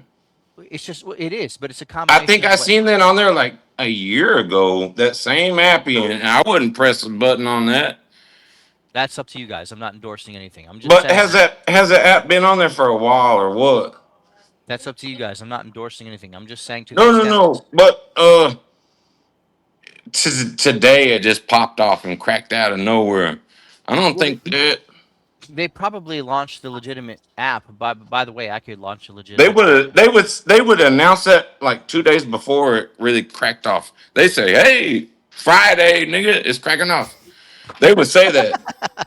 Listen, all I can say is, as a web developer who makes apps for a living for the government, I could make an app like You that. guys are smarter than me. I don't know how I Yeah, ended up in this bucket. I I got paid off crypto a long ass time ago, and it right. changed my life. I came from Jacksonville, Florida, the hood, and so I'm a hood cat. So show me where the hood at, and I'm in crypto for I don't know how I ended up in this bucket, but I'm in it, and fuck, I try to tell people not to fuck with Zebec a little bit. Well, you have good intuition, sir. As a web developer who develops apps all day long for the government, I can tell you that it's no thing at all to develop an app and publish it to the Apple Store or Android Store, because we do that all day long and everything goes to zero, and there are a million scams as well. Now, to the extent that they do have a legitimate app, which I believe they do, by the way, does that create demand for the ZBSIN token that you are actually invested in? The answer is no, and that's objective, and you can prove it on chain. That's all I want to say. No, I just appreciate you showing up again, brother. Thank you. David, can you quickly answer? I know we've discussed this before, but don't companies need the capital flowing in their business and don't want to pay an employee by the second as well? No, you're separating two different things. So if I open a vault on some change, doesn't have to be Solana, it can be Stellar or anything else where they have the code set up, and they're working on it for being the XRP ledger, by the way, because they have primitives. You can still have some sort of thing there, even though don't have a functionality. I don't know how they're going to do that, by the way, but primitives instead of hooks or smart contracts. I'll be looking forward to that. But to the extent you have a vault, you can open up your own smart contract, go in the super app yourself right now, connect to a wallet, and use an employer can upload anything you want to that. It doesn't have to be CBCM, by the way. It can be some stablecoin. And you can pay your own employees in that to the extent it unlocks in their own account attached to their own something they can view in the super app. So that sort of works. Was that your question? Like you can still do that. Okay. No, I was mainly just thinking that employers want to keep the capital as long as they can to pay suppliers or, Yeah. stuff like that. Okay. Oh, I Yeah, see. he's talking about why the gig. He's talking about why the gig Yeah. market is the only market that Zebec could Yeah, potentially I see capture. the thing. So right, so you guys should know I bought a new deck for my house a month ago. I tried to build it myself, and with the county, I issued a permit, and we had blueprints I drew up and everything because I usually build things myself. But then they were like, they were being super tedious about it, and I was like, you know what, I'm going to pay somebody else because I need a slab pour it anyway. And last time I poured a slab, it was hell, so I don't want to do it again because I'm old. And I hired somebody, and that person said I need to get a permit, and that person wants to build a deck, and to the extent they want to build a deck, they're gonna ask for pay up front. I had to pay. I'm not gonna tell you the amount I paid for this deck because it's embarrassingly high, but I had to pay for this deck made out of Trex up front for the materials, regardless of the labor in the back end. And Saga's point is, if you're using Zebec to pay your employers, how do you get that capital up front? How do you do that? It's not by the minute. Now, if you just hired some random Joe to show up and you already bought the materials and all he is labor to you, and you say, hey, for every hour you show up, I'll go ahead and withdraw something from my Zebec wallet and pay you, that's fine. That's a legitimate use case. But one, that's rare. Two, none of it requires ZBCN. You guys are not invested in Zebec. You're invested in ZBCN, the token. Please divorce yourself from the success of this company, this small tech startup, no matter how successful it is, which, by the way, is probably not so successful, and understand that the ZBCN token is a bolt-on. Read the paper. They can divorce it at any time. David, there's a product that we use with memes now that replicates it, and it's Streamflow. People lock up their tokens. Devs lock up their tokens into this smart contract, and you can program it to be a continuous feed out to somebody or to release on a certain day. So this technology is actually we're actually using it through Streamflow. Exactly. I got 5. I don't know if you saw the Robin drop the other day. The Robin drop token. But here's what they said. They said, you know what we're gonna do? Invest in Robin drop token. It's a meme coin. Again, people who play casino, that's your business. We're going to go ahead and take our Robinhood stock, and for every person who owns more than 500,000 tokens of Robin drop meme coin, we're going to airdrop Robin stock to you. And that thing was a runner. It did like a 10x. We all made money because we're in the casino. Again, ZBCN, if you're in the casino, play it that way. Stop listening to Rails of the Financial Future because that's borrowing from a narrative that's true of Ripple and is not true of Zebec.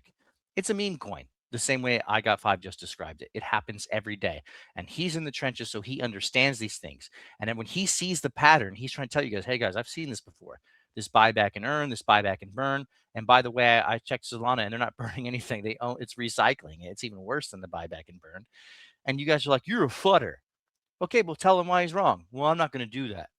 I'm going to make a AI generated song about him instead. It's like, okay, well, you're 5 years old, and you don't have to look your family in the face and tell them that you spent the 401k and the farm on this. The rest of us are adults with careers. We actually want to 10x our money in the next 5 years. and do better, outperform the S&P 500 and AI stocks, and you're not even on the same page. How brain dead do you have to be to have a guy write a book about how the company's utilities at best lemonade stand utility, and then go and be like, if they're selling lemonade, I'm buying. Like, Dude, I saw somebody today, Derek, who was like, well, the super app did actually publish. It's like, cool. yeah, I do that every awesome. day of my life, like the last 5 years, and they all go to zero. What's your point? Does it need ZBCN? Do you know you're not invested in the company? You don't own private equity in ZBCN or And Zebec Zebec, Network? and Zebec, You yeah. need ZBCN to go up. Forget Zebec the company. Which again, in a I, speculative, I in a posted that risk on StreamFlow speculative link. market, it could happen, right? But I don't know that's coming back. The flight to safety is the primary driver in the market these days, I believe. David, I put in the link or put in the comments the link to StreamFlow so you can look at that. Thanks, brother. Hey, by the way, I recently developed some software that's a bit of a meme coin hunter if you want to play in the casino. We don't make memes. We're never bonding memes. We're never developers of memes. We just try to capitalize on what the Solana casino is for fun with $5 at a time because we're responsible adults who like to play Texas Hold'em sometimes. And if you want to invite to that, let me know. I'll give you a password. I think you'd love it. Hey, by the way, for anyone Thanks, David. listening, I just said if you want to go play craps or roulette at the casino, then take a $5 bill and go do that. You know what's fundamentally different from me saying that? You're not at the casino and you're actually investing the rails of the financial future with your $5, with your $1,000, which is why you put $1,000 on it because you think it's not the roulette. You guys are the unethical gamblers who are shilling stuff. We're just being self-aware that we're in here playing. You guys are the ones who are unethical. I swear, every single person that's self-righteous in this ZBCN Nation Discord is like, these people are shilling meme coins. Bro. Actually, you're shilling a meme coin masqueraded as a utility Mm-hmm. coin, which is way Mm-hmm. worse. We're just sitting here saying, hey, if you guys want to gamble, gamble. You But guys are roulette is shilling. not a retirement strategy. No, but No. They're just investing it on black, and if they invest hard enough, the ball will land on black. yeah, bro. See, the thing is me and Derek and I Got Five and No Face and Saga will go to the casino one day, and we'll take our families and we'll say, everyone here has $50, hand it out, enjoy yourselves. If you lose your $50, don't go back to the ATM. That's my only rule. You keep the card, right? We all have fun. It's the same amount of money you would spend on a dinner and a movie. It's entertainment. We're self-aware gamblers if we want to be involved in DeFi at that degree. ZBCN Nation says, oh, you're not gambling. Go ahead and put your life savings on this because you know what? Fed now, rails of the financial future, Deutsche Bank, things I don't understand. And then Here's these a picture people in go front of off the here. DTCC. You are absolutely gambling, taking photo ops at Cybos and Davos like you actually didn't pay for those booths. You guys are misleading people. You're completely unethical. And if anyone does go to zero in the long term, it'll be you guys. And it's completely vaporware. And yet these people will self-righteously tell themselves we're the loyal ones. People like Hard Drive. By the way, shout out to Hard Drive, you snake. You person who sat around on our Discord messaging people like ZBCN Man all day long, pretending to be our friend just so you could report back to him that we were completely honest and never did anything wrong and tried to help people. If you guys ever see Hard Drive's name in the ZBCN Discord, this guy's a snake. Don't ever trust Hard Drive. There's so many people out here who are just like, I bought the top. I bought it 0.006 and 0.007 and 0.005. So I have to lie to people because that's the only way I'm going to break even and then sell on their heads. I don't actually believe anything. Let me tell you something right now. This is just a bit of honesty here. I'm not going to name names because there's some people I do like from that Discord who are my friends. I get DMs from people from that Discord who say, I'm selling as soon as this thing hits a penny or two. Can't say that to anybody, but I've sold most of my bag for XRP anyway. I don't believe in it. You think they can go around and turn around? These, by the way, the big whales and the influencers in their own communities. You think they're going to tell that to people in their own Discord? Of course they're not. I'm not naming any names because some of these people are my friends. But that's exactly what's going on. You guys all don't believe in this stuff. Not a single intellect is in your whole community, and you know it. So let the people who have a brain and have actual capital to protect heed this, because everyone else that's a whale or you think is a whale is. And by the way, you have a 60% float of Zebec and VCs underneath you anyway. It's called sell pressure. It's not the same as 2017. No one's getting to 10 cents. Not a single one of you. That is financial advice. Sue me. Lantern told me it's going to $10 though, David. Well, that's because he's got a bag to protect, and he is not an intellectual, and the only way he knows how to deal with the fact that he bought at the top is to go ahead and thrust at people who are smarter than him. Everyone who's ever seen a Lantern post, which by the way, good luck, because he's going to block you the moment you look at it. Everyone knows that he's not one of us. True. He's not one of True. us. This guy doesn't have a real family and a real career and a real research rap sheet. This is a ZBCN Man 2.0. ZBCN Man literally rugged meme coin on the basis of ZBCN after telling everyone that they should never pair ZBCN, the ticker, with some other meme coin. The guy's a fake, and so is Lantern, and so is Cash Was King. These guys are all fakes. You guys have a due diligence you need to do right now, a decision you need to make. Am I going to actually participate in a real asymmetric bet that escapes the weight trap? Because I do need to make a 10x to actually change my life. I have good news for you. You can do that. It doesn't need to be ZBCN. Watch the last Coozcast on my Discord, on my my X space. There are other avenues to this. The world is changing. The dollar is at its all-time high relative to the yen. The world is absolutely changing. BRICS is absolutely recognizing a national security issue. There will be a use case for decentralized neutral assets. It won't be some random SPL that's bolted onto some tech startup like ZBCN just because they do promotion in the form of Photoshop. You guys just got here. We've been here. Heed my warning. I don't care about these people who are shilling stuff to you. I care about my friends. I have 50 of them in a Discord. We've been friends for over a year. They can all vouch for me. In 2 years from now, you guys will message my DMs and say, "My gosh, you were right. Thank you." Don't wait and listen to these idiots. Go and look at the comments section on anything we've ever said and judge for yourself who's rational and who's trying to protect your money and who's not. Think for yourselves. I'm pleading with you guys to listen to No Face, listen to Dark Horse, listen to me, listen to Saga, listen to Derek, listen to I Got Five. Something here does not necessarily mean financial rails of the infrastructure of the financial future. It's just a narrative.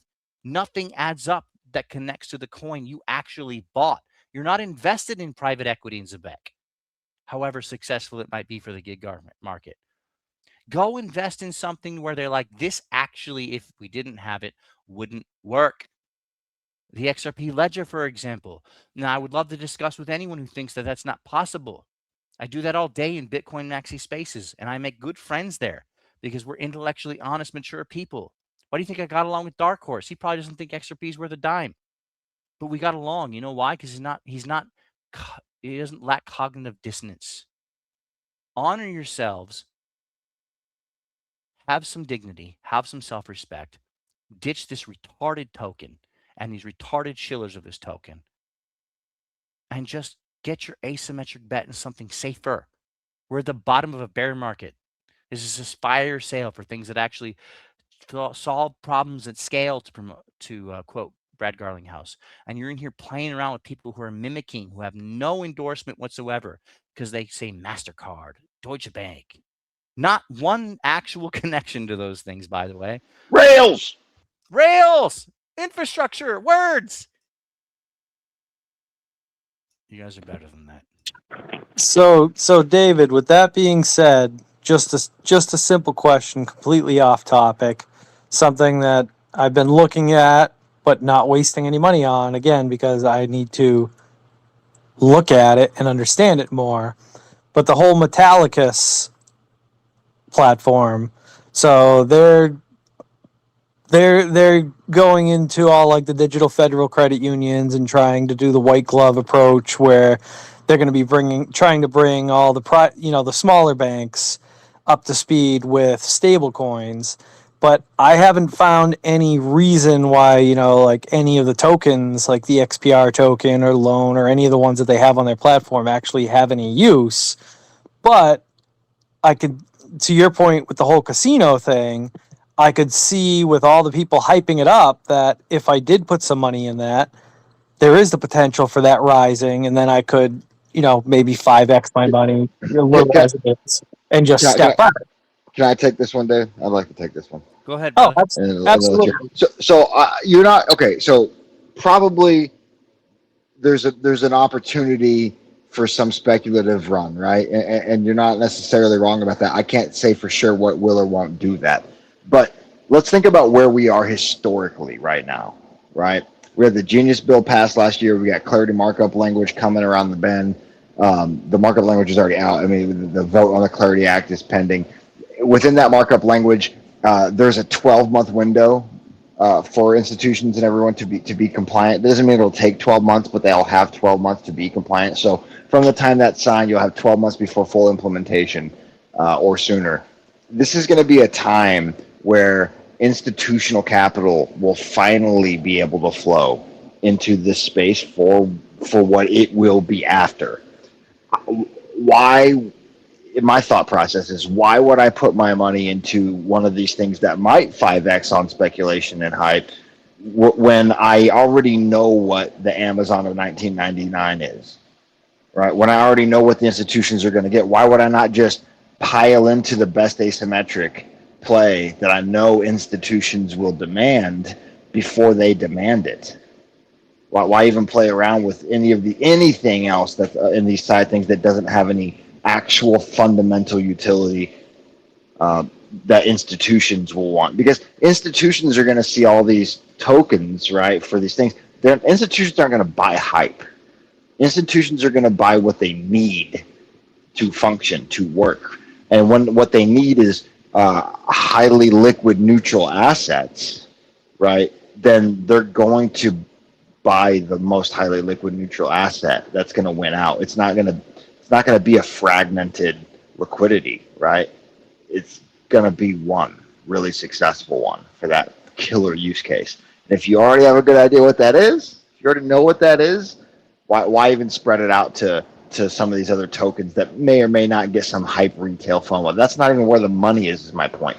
The institutional capital globally is far beyond what retail has globally to move the needle. So it's just not where I'm gonna even want to make a play right now. The biggest play right now is where are institutions going to put their trillions. Understood. Thank you. I figured I'd throw it out there because we were talking about the gambling and all that. The whole space in general.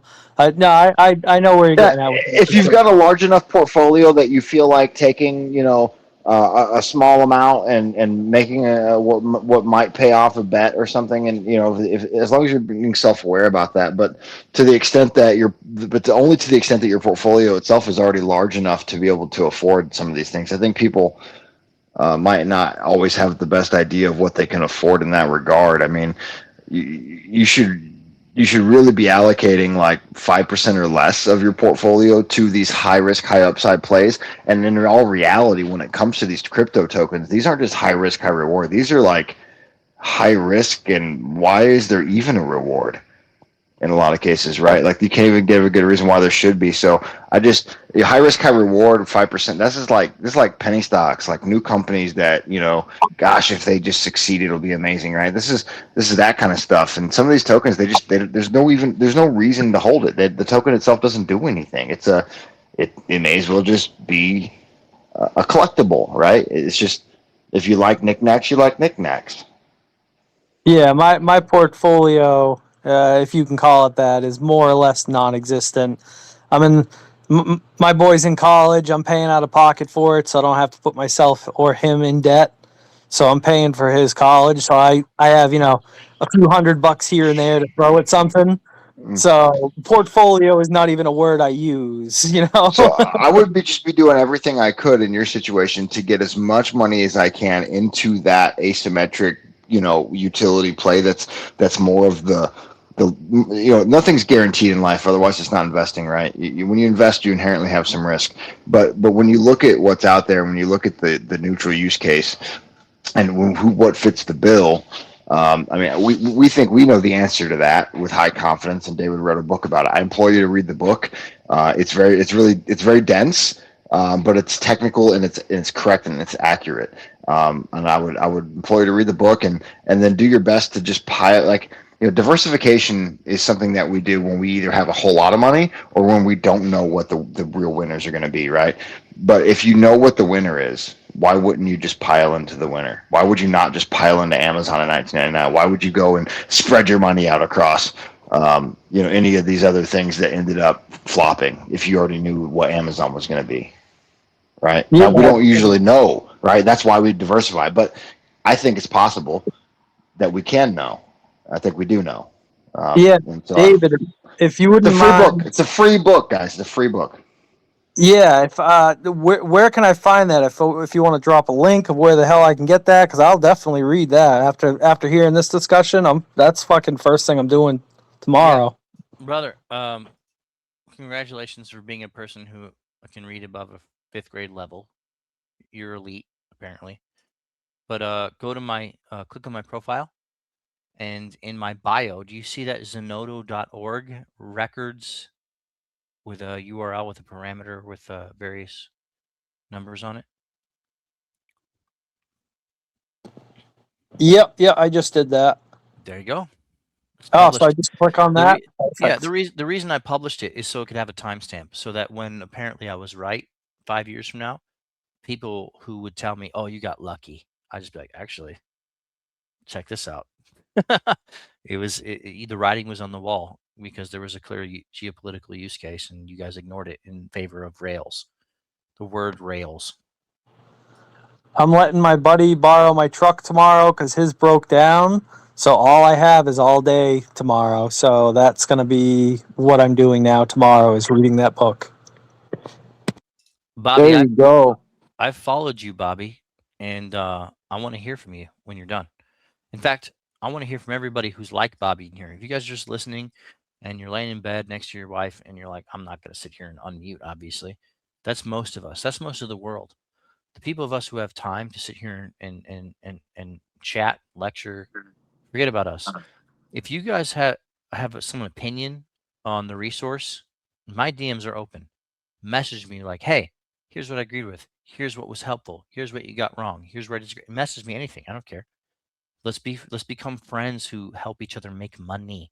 At the end of the day, if you're supposed to be stewards of your wealth, and whether you're religious or not, you feel like God has called you to be good stewards of your wealth and be wise towards the things you've been given. You have an obligation to investigate these things. And if you take 2 hours of your time, if you were able to read, by the way, not everyone's able to read. I don't mean that means they can't. They're absolutely illiterate and they don't know what vocabulary is. I mean, when they read my thesis, they don't know how to actually put two and two together. It involves logic as well. If you're one of those people who can actually read and you're a normal adult and you're not a 19-year-old kid just out here spamming crap about ZBCN, read that thesis, get back to me, DM me, and say, here's what I understand, here's what I don't. I promise I'll respond to you. I promise I will. Yo, I want to chime in because I'm part of the Metallica's Digital Banking Network community. And I was hearing what Derek said about it, and I think he's wrong in the sense that out of all the utility tokens, I think XPR and Metal, which is layer 1 and layer 0 respectively, are some of the biggest utility plays out there in crypto, some of the most serious and compliant tokens and rails out there. Both tokens have utility. If you compare XPR against CBCN, they're kind of similar in the sense that, XPR can do payroll way better than CBCN can. I don't even think you can even do payroll right now. I don't think you can even stream on CBCN right now as a retail user. I don't even know if their institutional partners are actually using it. It's probably all bullshit. But you can actually open up a stream on XPR for free right now, and you've been able to do that for like more than a year. Yeah. Um, the community's pretty active. You know, they're building. As far as utility goes for XPR, you actually need to purchase the token once in a while if you run out of RAM. So the RAM, the resource associated with making transactions, or if you want to build a DApp or whatever, and you're going to be processing a lot of transactions, you actually have to buy or purchase through XPR. So there is a direct utility in that sense to the token. Yeah, if I could just, Derek, can I speak for you for a second? Yeah, well, sure, Can because I? we're going to Let say me. the same thing. Go ahead. Yeah, yeah. So what all Derek was saying is the Metallicus ecosystem is the layer zero. If you look at Canton, it's a layer zero. There's lots of layer zeros out there today that are Canton highly. is an L1, dude. No, it's both actually. It's got two. It's got a layer zero and a layer one, and Oh, it does. it's super validators. It's super validators actually subscribe to layer one, and then it inherits to the layer the layer zero, and it inherits to layer one. So learn about layer zeros, and you'll understand both XPR and Canton. They're very I mean, similar, by the way. XPR is a layer one. Metal Yes, blockchain is the layer zero of the Metallicus yes. ecosystem. Yes, you're right. You're right. Mm, Exactly. You said it exactly right. The yeah. similarities that XPR has to Canton are high. If you guys love Canton, look into XPR. That's what Milmo is trying to say. If you guys, Yeah, if you, and, yeah, and and if you like CBCN and you're into the whole payroll thing, like actually look at companies that have been yeah, offering the service for No, more we than a don't like year. ZBCM. Yeah, I don't like CBCN either, man. Like I bought a bag when it dipped to like 307 or something, and I sold off like at a 50% profit and never looked yeah. back because Me, it's a shady coin. It's built by shady people, and I never really yeah, trusted it, and I don't trust it today. That's why I'm kind of yeah. listening. I, And, and, I'm, and yeah, I implore you guys to listen to Milmo. He's saying something valuable. Okay, when someone comes up on stage and they don't just say "screw you," rails. Okay, you need to listen to these people. This guy's obviously done his due diligence on another chain. We need to listen to him. What he's saying is, Milmo, you got a lot of noise floor. Can you mute, please? Thank you, brother. What Milmo is saying here is you've got a layer zero, which is the Metallicus sort of ecosystem, and the layer one there is the XRP token. Which, if you want to transact on that network, you need to have XPR for the fees. Okay, that's part of it. That's very similar to Canton. They have super validators on a layer zero, which subscribe to a layer one, which is actually where the tokens are made, and it's a huge governance conversation. So that's something that if we ever have a space that's what is the value of XPR versus Canton or something else, I would love to have that space. Milmo, please add me. I'm going to follow you, and here's what we should do, brother. Go ahead and message me, message Derek, message I got five especially, message anybody else, and let's have a discussion about XPR and its merits because other than ZBCN, that's a really, really good conversation topic. Thank you for coming up. yeah. Thanks for having me. I just wanted to chime in real quick and give my 2 cents, and I'd be down for having like a more in depth conversation on actual L1s that are offering some like actual utility and promising they have a good team. I mean I've looked into Canton a bit, not a lot, and I've been tempted to buy in some, but I just don't know the Yeah, tokenomics too well. Like yeah. At the end, So hey, so let me there's a lot of layer let me. ones that do that like XLM requires XLM for the gas fees and stuff, right? And Let so me. yeah, yeah, there's going to be some of that on anything that's a layer one that Let uses the me. token. But yeah. let me But say what the real. Let me see what the linchpin is here. Derek and Milmo. It's governance. At the end of the day, are you proof of work, proof of stake, proof of association? What are you? Your best comparison is Canton, and the reason I said that is because if you're deferring your security layer, the actual network security layer, to some other layer, the way the Canton does in super validators, then have you obfuscated or deferred your use case that would create actual demand for the supply of your native token? That's the whole reason we talk about XPR in the context of Canton. But by the way, can you message me? And I promise, if you host a space and we talk about XPR's use case, I want to be there because you're bringing up valid points that are excellent. And I love to talk about people who know what they're talking about other coins, which, by the way, has never been a ZBCN holder. Facts. Yeah, for sure, man. I already followed you, Derek. I got 5. So I'm open to have a conversation. I think like what Metallicus is doing with their metal blockchain, that's where the security aspect comes in because through the use of subnets, they basically eliminate the need for bridges, and that's one of the main vulnerability points for a lot of these distributed ledger technologies. Like bridges is where people get hacked, where money gets funneled and stuff like that. So I think that what they're building with metal, like that security chain, the L0, is going to be pretty big, and I wouldn't be surprised that they eventually virtualize the XRP ledger. They're working on the ETH subnet where they're basically migrating Metal L2 onto Metal blockchain, making it a subnet, an L1. They're also going to be migrating XPR over to Metal pretty soon, I think. I mean, it's been pretty soon for a few years now, so it shouldn't Sure. really take too much longer. But yeah, I'm down to talk about it. You guys seem like knowledgeable people, and it's always good to have Hey, dude. Hey, deep dude. conversations. It's excellent to meet you. I really Yeah, hope really nice to meet you, Melmo. I'm glad you came up. I really hope you DM us and we host another space, and this space be about something productive like XPR and not CBCN. Thank you for coming up. Anyone who actually has real conviction and is able to speak about their investment, please come up. All we're going to do is talk. It's great. Thank you, Milmo. It's excellent to meet you. Likewise, and I appreciate you guys' efforts to kind of expose the shady aspects of CBCN. Like I've seen it getting shilled very hard, and the community's pretty.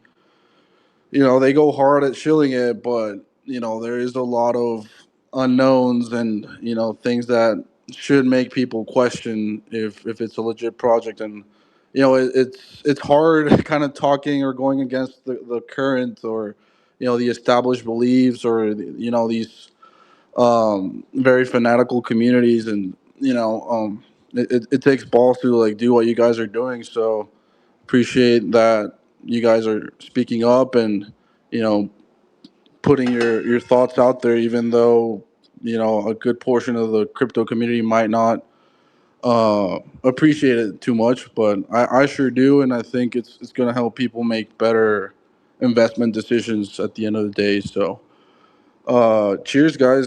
Thanks for having me up, and looking forward to having a space sometime in the future.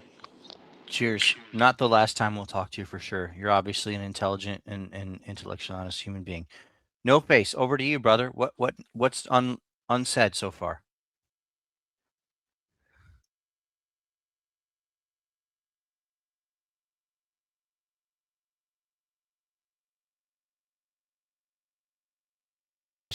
I'm not surprised that nobody from the Zebec community really came up besides people who are kind of seeing the light at the end of the tunnel, but nobody really came up to disprove anything, and I think it's just something to be said, and everyone should take that and put that in your back pocket for whenever you're trying to call out a community or what you may think is a scam or anything that is kind of shady to you.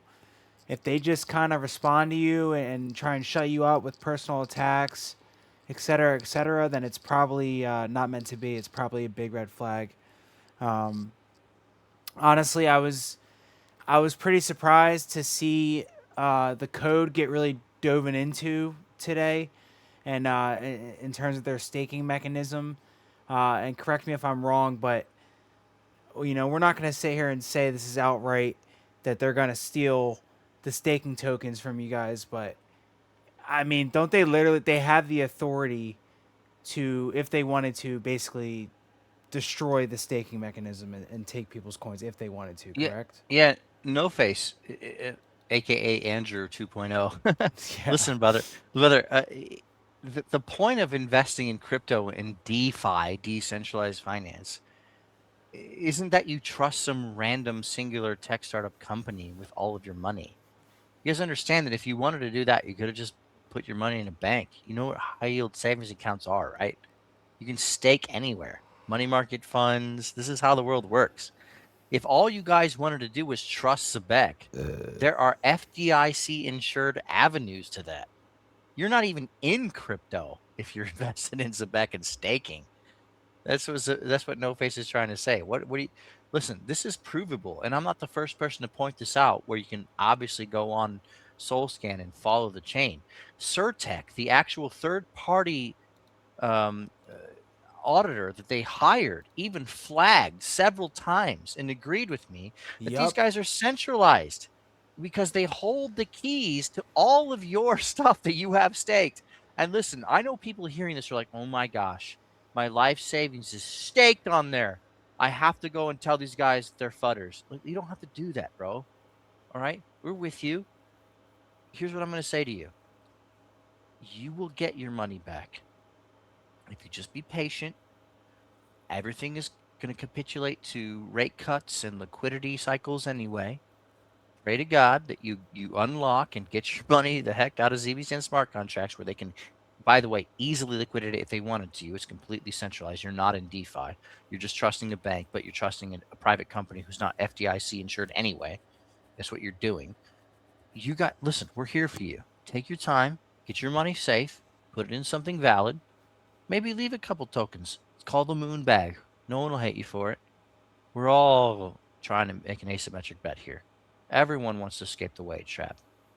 Don't go on your X account and say, this is the rails of the financial future and it will replace XRP. That's when you get wild. And that's when people like me and Dark Horse and everybody else is going to come and say, are you sure about that? You sure about that? Like, dude, stop doing that. Just admit you're gambling on some private company that's not doing DeFi. Get out of your staking contract. It's completely centralized. It's not DeFi. Go find something that actually is going to be adopted. These name drops that are going on, some of them reciprocate. They say, yes, hey, MasterCard says, here's a list of companies I'm willing to post. One of them is Ripple. Like, you're not going to find Zebec on that ever. Guys, get real. Invest in things that are safe or stop telling your family that you're being responsible for your money. That's what this whole space has been about. This thing may go to 1 penny. Good luck. Don't come to my DMs when it does, but it was purely a gamble. Invest in things that actually have real use case and utility floor. That way, when the floor falls out underneath us, when the Clarity Act doesn't pass, or Elizabeth Warren's crypto army has something to say about it, or another Gary Gensler comes along, we have a highly risk-off environment where the dollar is extremely strong to the yen, like it is now. You're not going to come to my DMs and be like, "Oh my gosh, everything's falling, the sky is falling," or when it's risk on and everyone's getting paid stimulus checks like we were in 2020 and 2021. You're like, "Oh my gosh, CBSN going to the moon, you were wrong." Stop not understanding liquidity cycles. Stop not understanding narratives, and just invest accordingly, and invest in things like chips and AI and things that work and solve real problems at scale. But get in earlier than they have regulation. That's the whole point. That's why we're in digital assets. Some of us are in it to actually be in the casino because we understand it. And the rest of you need to just buy things that work and solve problems at scale. You're believing something when it comes to Zebec promotion, and they're not even US based, by the way. You're believing something that is not true of a Solana program library token. You don't even know what that is. Do better by yourself and your family. Sell that crap. Get into something like XRP, and in 5 years, let's have another X space with No Face, and I got 5 in Saga. And at which point, I expect you'll be saying, "Dang, dude, thank you. How did you know?" I'm like, "I didn't know." Point is that it was extremely high probability compared to an asteroid hitting the Earth versus you buying a meme coin. I just know how crypto works. Listen, I'm trying to do my best by you people because I have to face God one day. I don't care about the rest of this whole who's going to get the most followers, like ZBCN man, and who just changed his profile. Guys, that stuff was ridiculous. Don't ever follow that douche. Who's gonna get the most followers?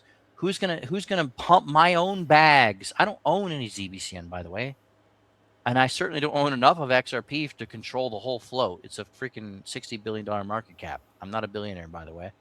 I'm no KOL. Everyone just stick together and educate themselves and do what crypto is meant to do.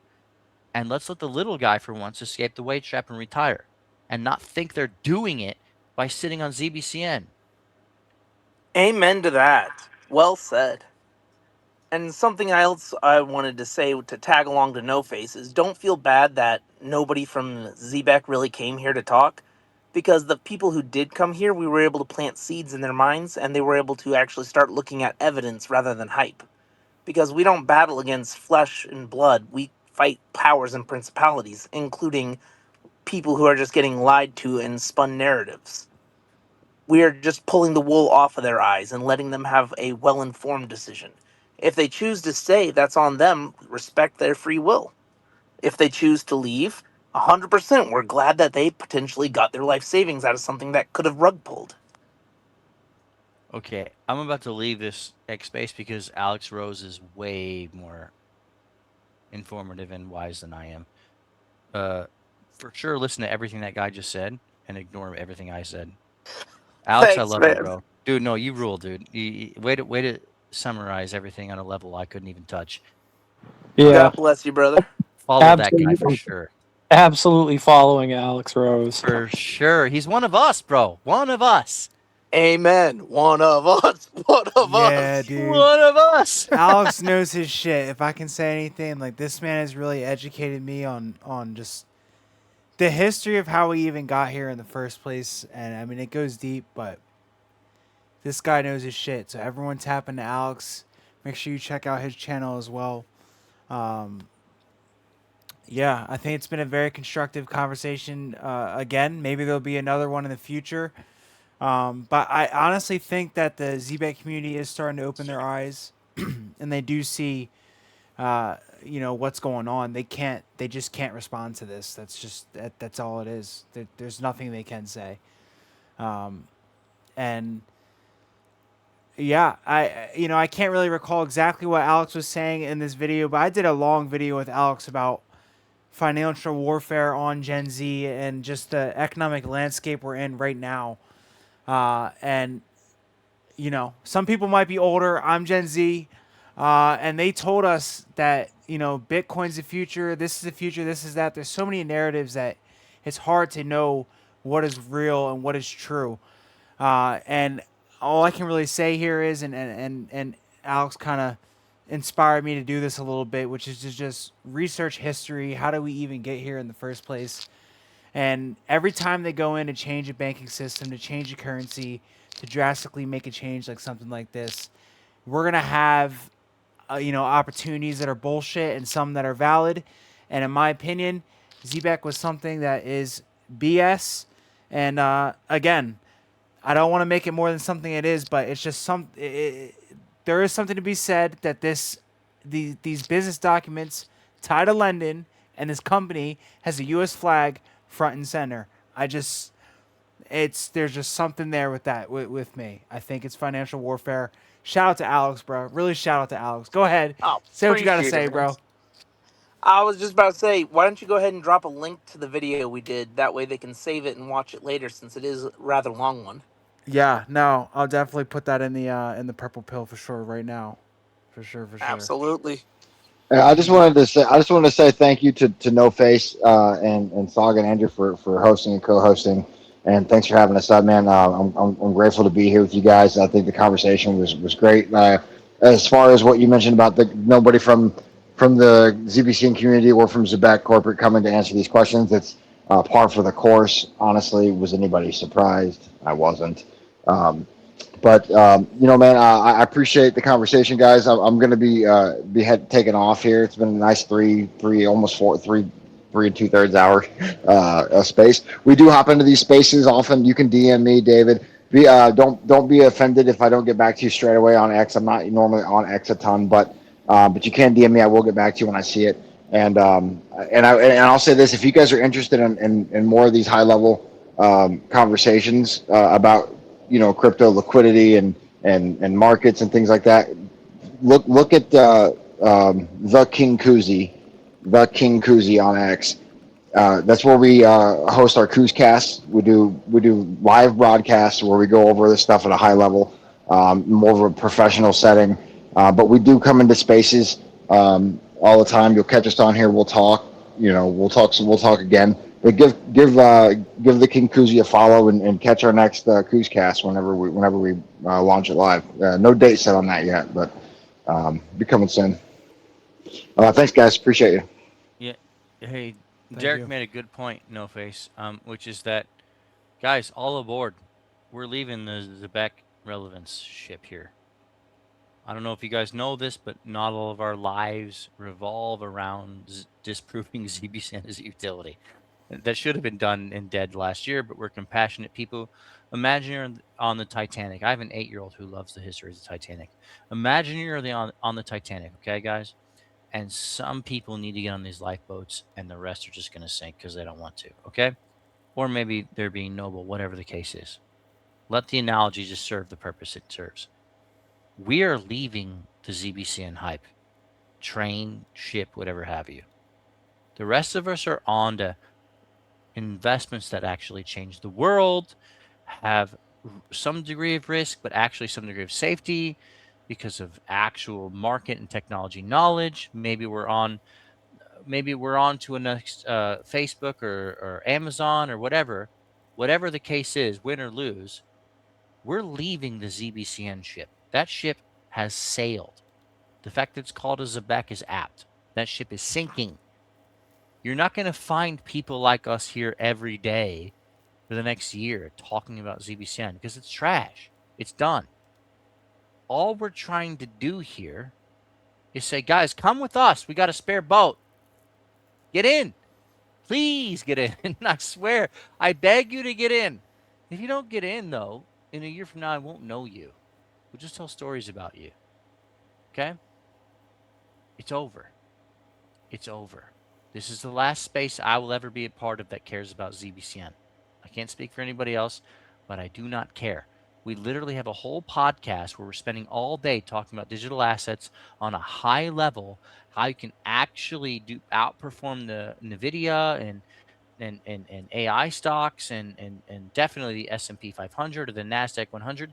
We're all about making money, which is why we got here in the first place. You guys didn't start here just trying to expose Zebec. You found a reason to expose Zebec. You were first looking for money. We're back on that track. We're going to make some money and we're going to help our families and everyone's going to teach each other. And at the end of the day, this cringe corner of the internet called the Zebec Nation community is going to sink and sail and be gone. We don't care. This is the last ditch effort to say, this is the last call.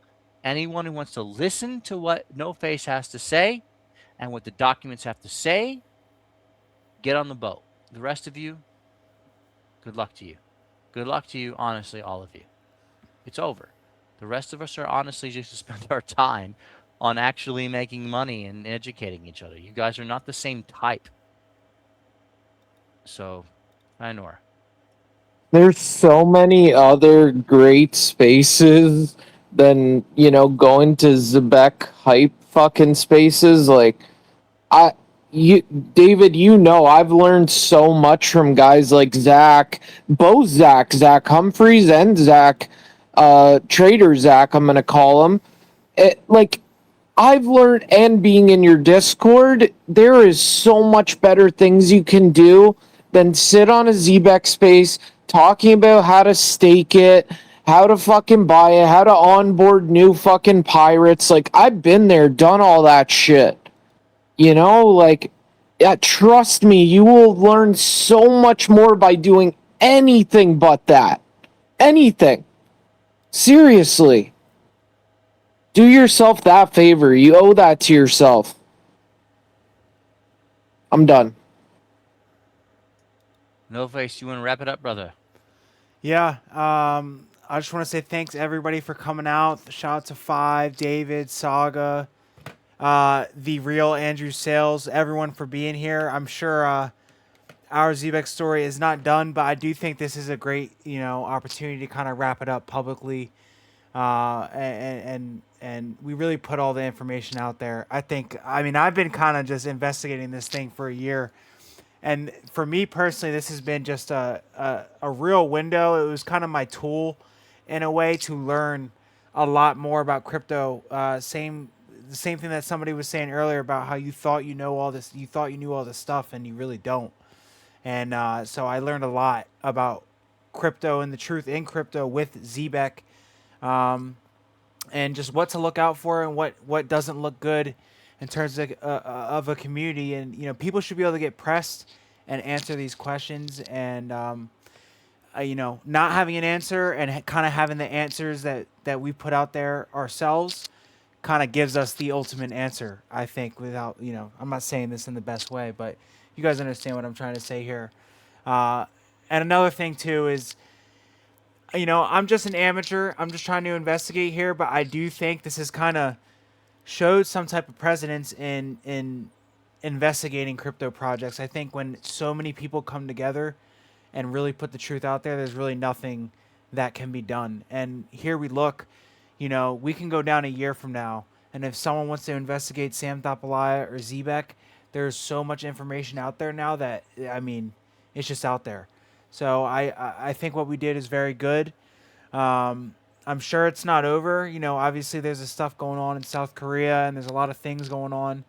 But in terms of putting the information out there, I think we've done about as best as we could. And yeah, you guys are all helping people in your own way. And just shout out to David and Saga, you too, man. Like, I remember starting this.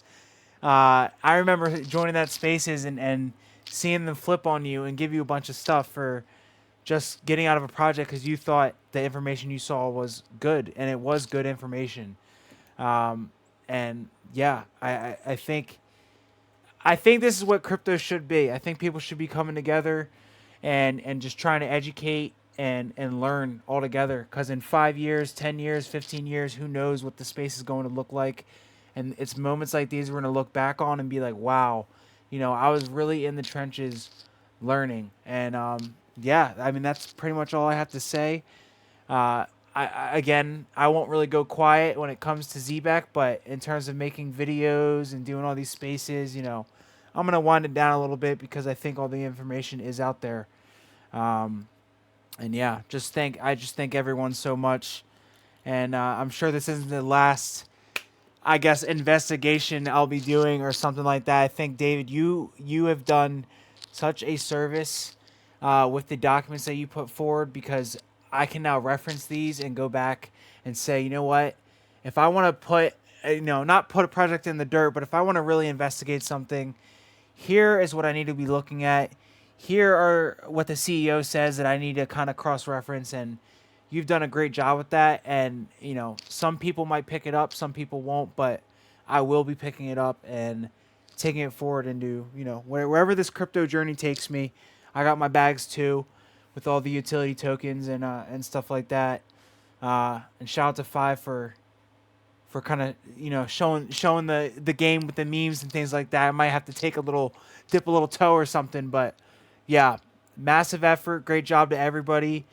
Thank you, David, again so much. And I'll keep referencing that document because it is really I think it's going to be a good foundation going forward for me and just investigating stuff or whatever I decide to do. We needed that. I think we really did. If it wasn't for you, it would just be me kind of screaming conspiracies, and they'd just keep calling me retarded. So now that we have some truth to it, there's nothing they can really say anymore. So I think it's kind of bittersweet. I mean, what better way to end it than to have the real Andrew Sales here? Bro could be asleep right now. I don't know. We found him. He's here, and I just think it's a beautiful thing. It's a full circle moment. I'm gonna talk to him more when I get the chance. But yeah, shout out to everybody. If anyone has anything else to say, please be more than welcome. Thank you to the Zebec community again, and thank you to everybody for just tuning along with all this. It's been quite a journey, to be honest, this entire thing. Yeah, no face. At the end of the day, the company that's supposed to be competent enough to be the rails of the financial future couldn't even dox you properly, and found some random guy in St. Louis who's like probably 30 minutes away from where I live, and they just randomly served him in order to save some face. It's just not the stuff you see from Ripple or any serious company. These guys are done.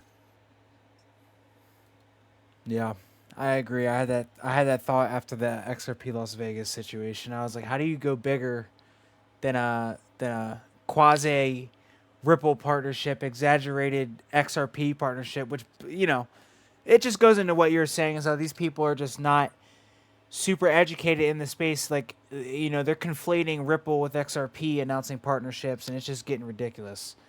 But I hope people can kind of wake up a little bit, and just thank you for everything. And yeah, I hope we all can, get into another spaces together, maybe talk about XPR, Flare. I don't know if anyone likes Flare in here, but there's that. There's a bunch of stuff we can all Yeah. talk about, Yeah, if I could close the space real quick with you, brother, and just say that there's a Cooscast coming. I don't know if you guys saw the last one about XRP, but the next one's about passive income, and Flare is a major player. So be on the lookout for that. And that's why I guess I'll see you guys next. Peace, peace. Yeah, guys, thank you all for coming out. Thank you, Alex, and everyone else. I'm going to get out of here. Hands up in the chat. Absolutely. Yes, sir. Have a good night, guys. Alrighty. God bless and good night. God bless all of you. Thank you, guys. Peace. Thank you, Five. Shout out to you, bro. Later. Yes, sir. Yes, sir.